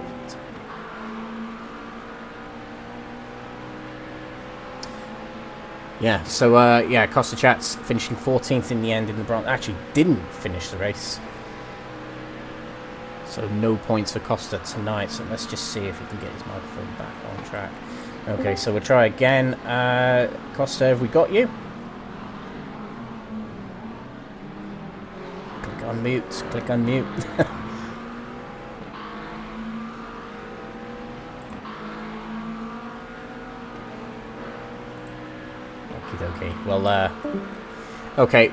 We won't be able to speak to Costa this time around, but hopefully next time around. Next time he gets in the car. But we're going to round off the stream here tonight, ladies and gentlemen. We'll start off with showing the results, and then we'll go into the championship standings because they have been updated. So there we go. We'll go through the top 10s of each category. Chris Shorter takes the win in the gold category with Ben Mccluskey in second position. Stephen Bird taking third position from Jamie Dory in fourth. Mike Barber in fifth with Gaz Williams. A spin on the final lap puts him in sixth position. Seventh to Gavin Gardner with Martin Hobson in eighth. Ninth position Edwin Simpson and Sean Shute rounds off the top 10. Silver category, the winner is Carl Oosthuizen for the third time this season, but Nigel Stock taking the fastest lap on the final lap. Very close behind in second position. Harley Bicknell in third with Paul Walsh in fourth. Mark Baker will finish in fifth position with James McGaskill in sixth. Mark Sykes seventh from Mike Reedner, Matthew Addy and Paul Williams.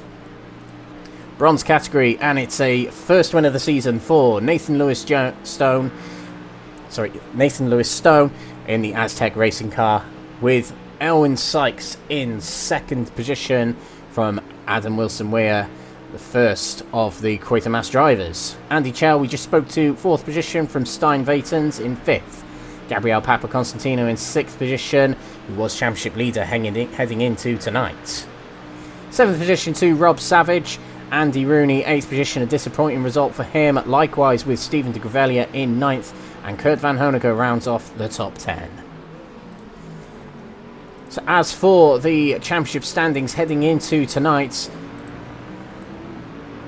out of tonight, should I say, actually, it is a very commanding lead in the gold category for Ben Mccluskey, 130 points to 86 points on Gaz Williams, so a 44-point lead in the championship at this point in the season bodes very well for Ben Mccluskey. Third position, up to third position, shall we say, for Mike Barber after his great performance tonight, finishing 5th. He takes over that third spot from Gavin Gardner, just 3 points behind, though, in 4th position.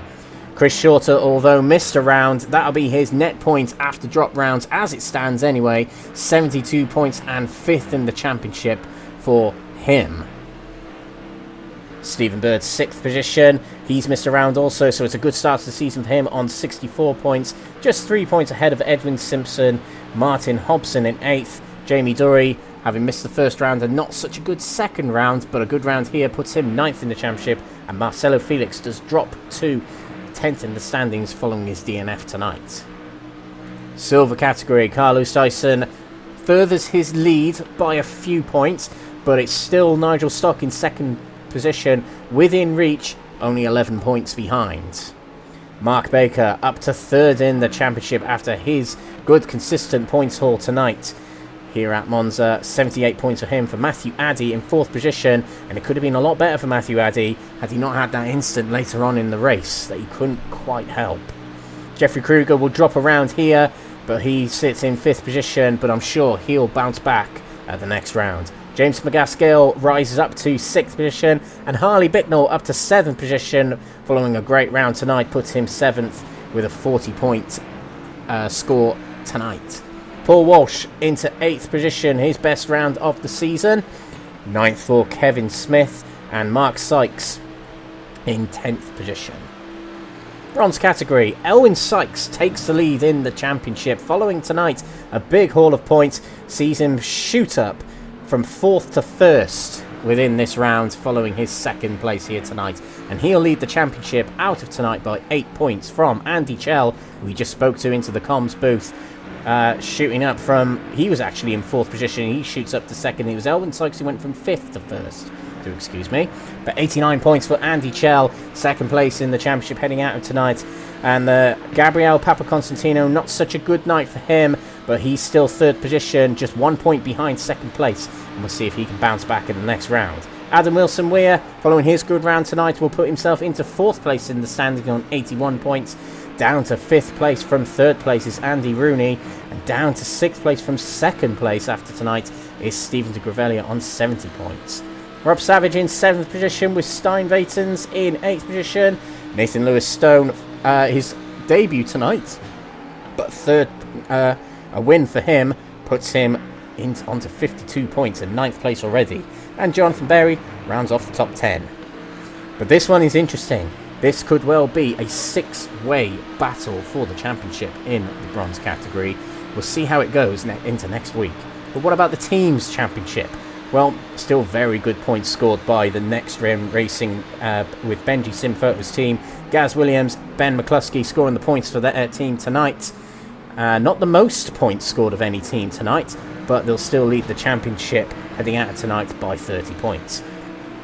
The Chris Shorter Academy team, Rosa team, Wesley Lewin, Edwin Simpson and Kyle Oosthuizen. It will be Edwin Simpson and Kyle Oosthuizen who scored the points for them tonight. They've got a 4-point gap over Crest Autosport, who dropped to 3rd place after tonight. Nigel Stock and Stephen de Gravelia representing them. Quatermass Power Drivers Academy, Andy Chell, Jonathan Berry and Adam Wilson-Weir. A good haul of points from Chell and Wilson-Weir tonight puts them up to 4th position.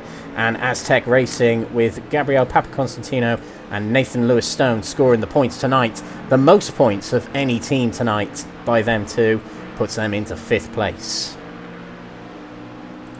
And that is the team standings and all the other standings heading out of tonight. So all that's left to say, ladies and gentlemen, is thank you very much for watching tonight's racing. This has been round 3 at Monza from this beautiful Monza circuit. But what about next week?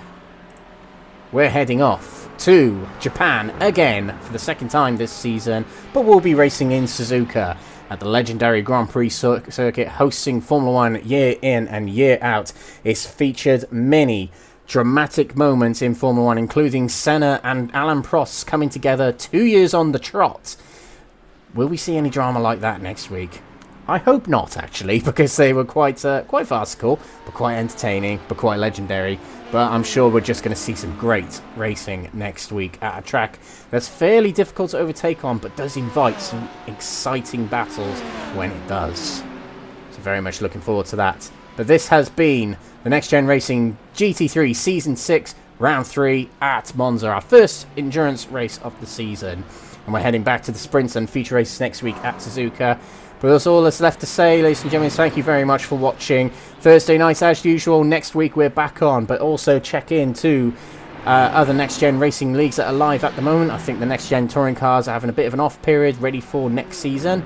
But just a shout out to all the partners, sponsors and affiliates of Next Gen Racing that include PowerMax Racing, Sam Cases, Benji Sim Photos, Douglas Motorsport, Motorsport UK Esports Division, Falcon and PC Builds and Supports, Mark Sykes Designs, Joyce Design and Moser Racing, and of course the title sponsor of the series, Only Racing, where the winner of this series will take £500 worth of store credits to use on online racing online store.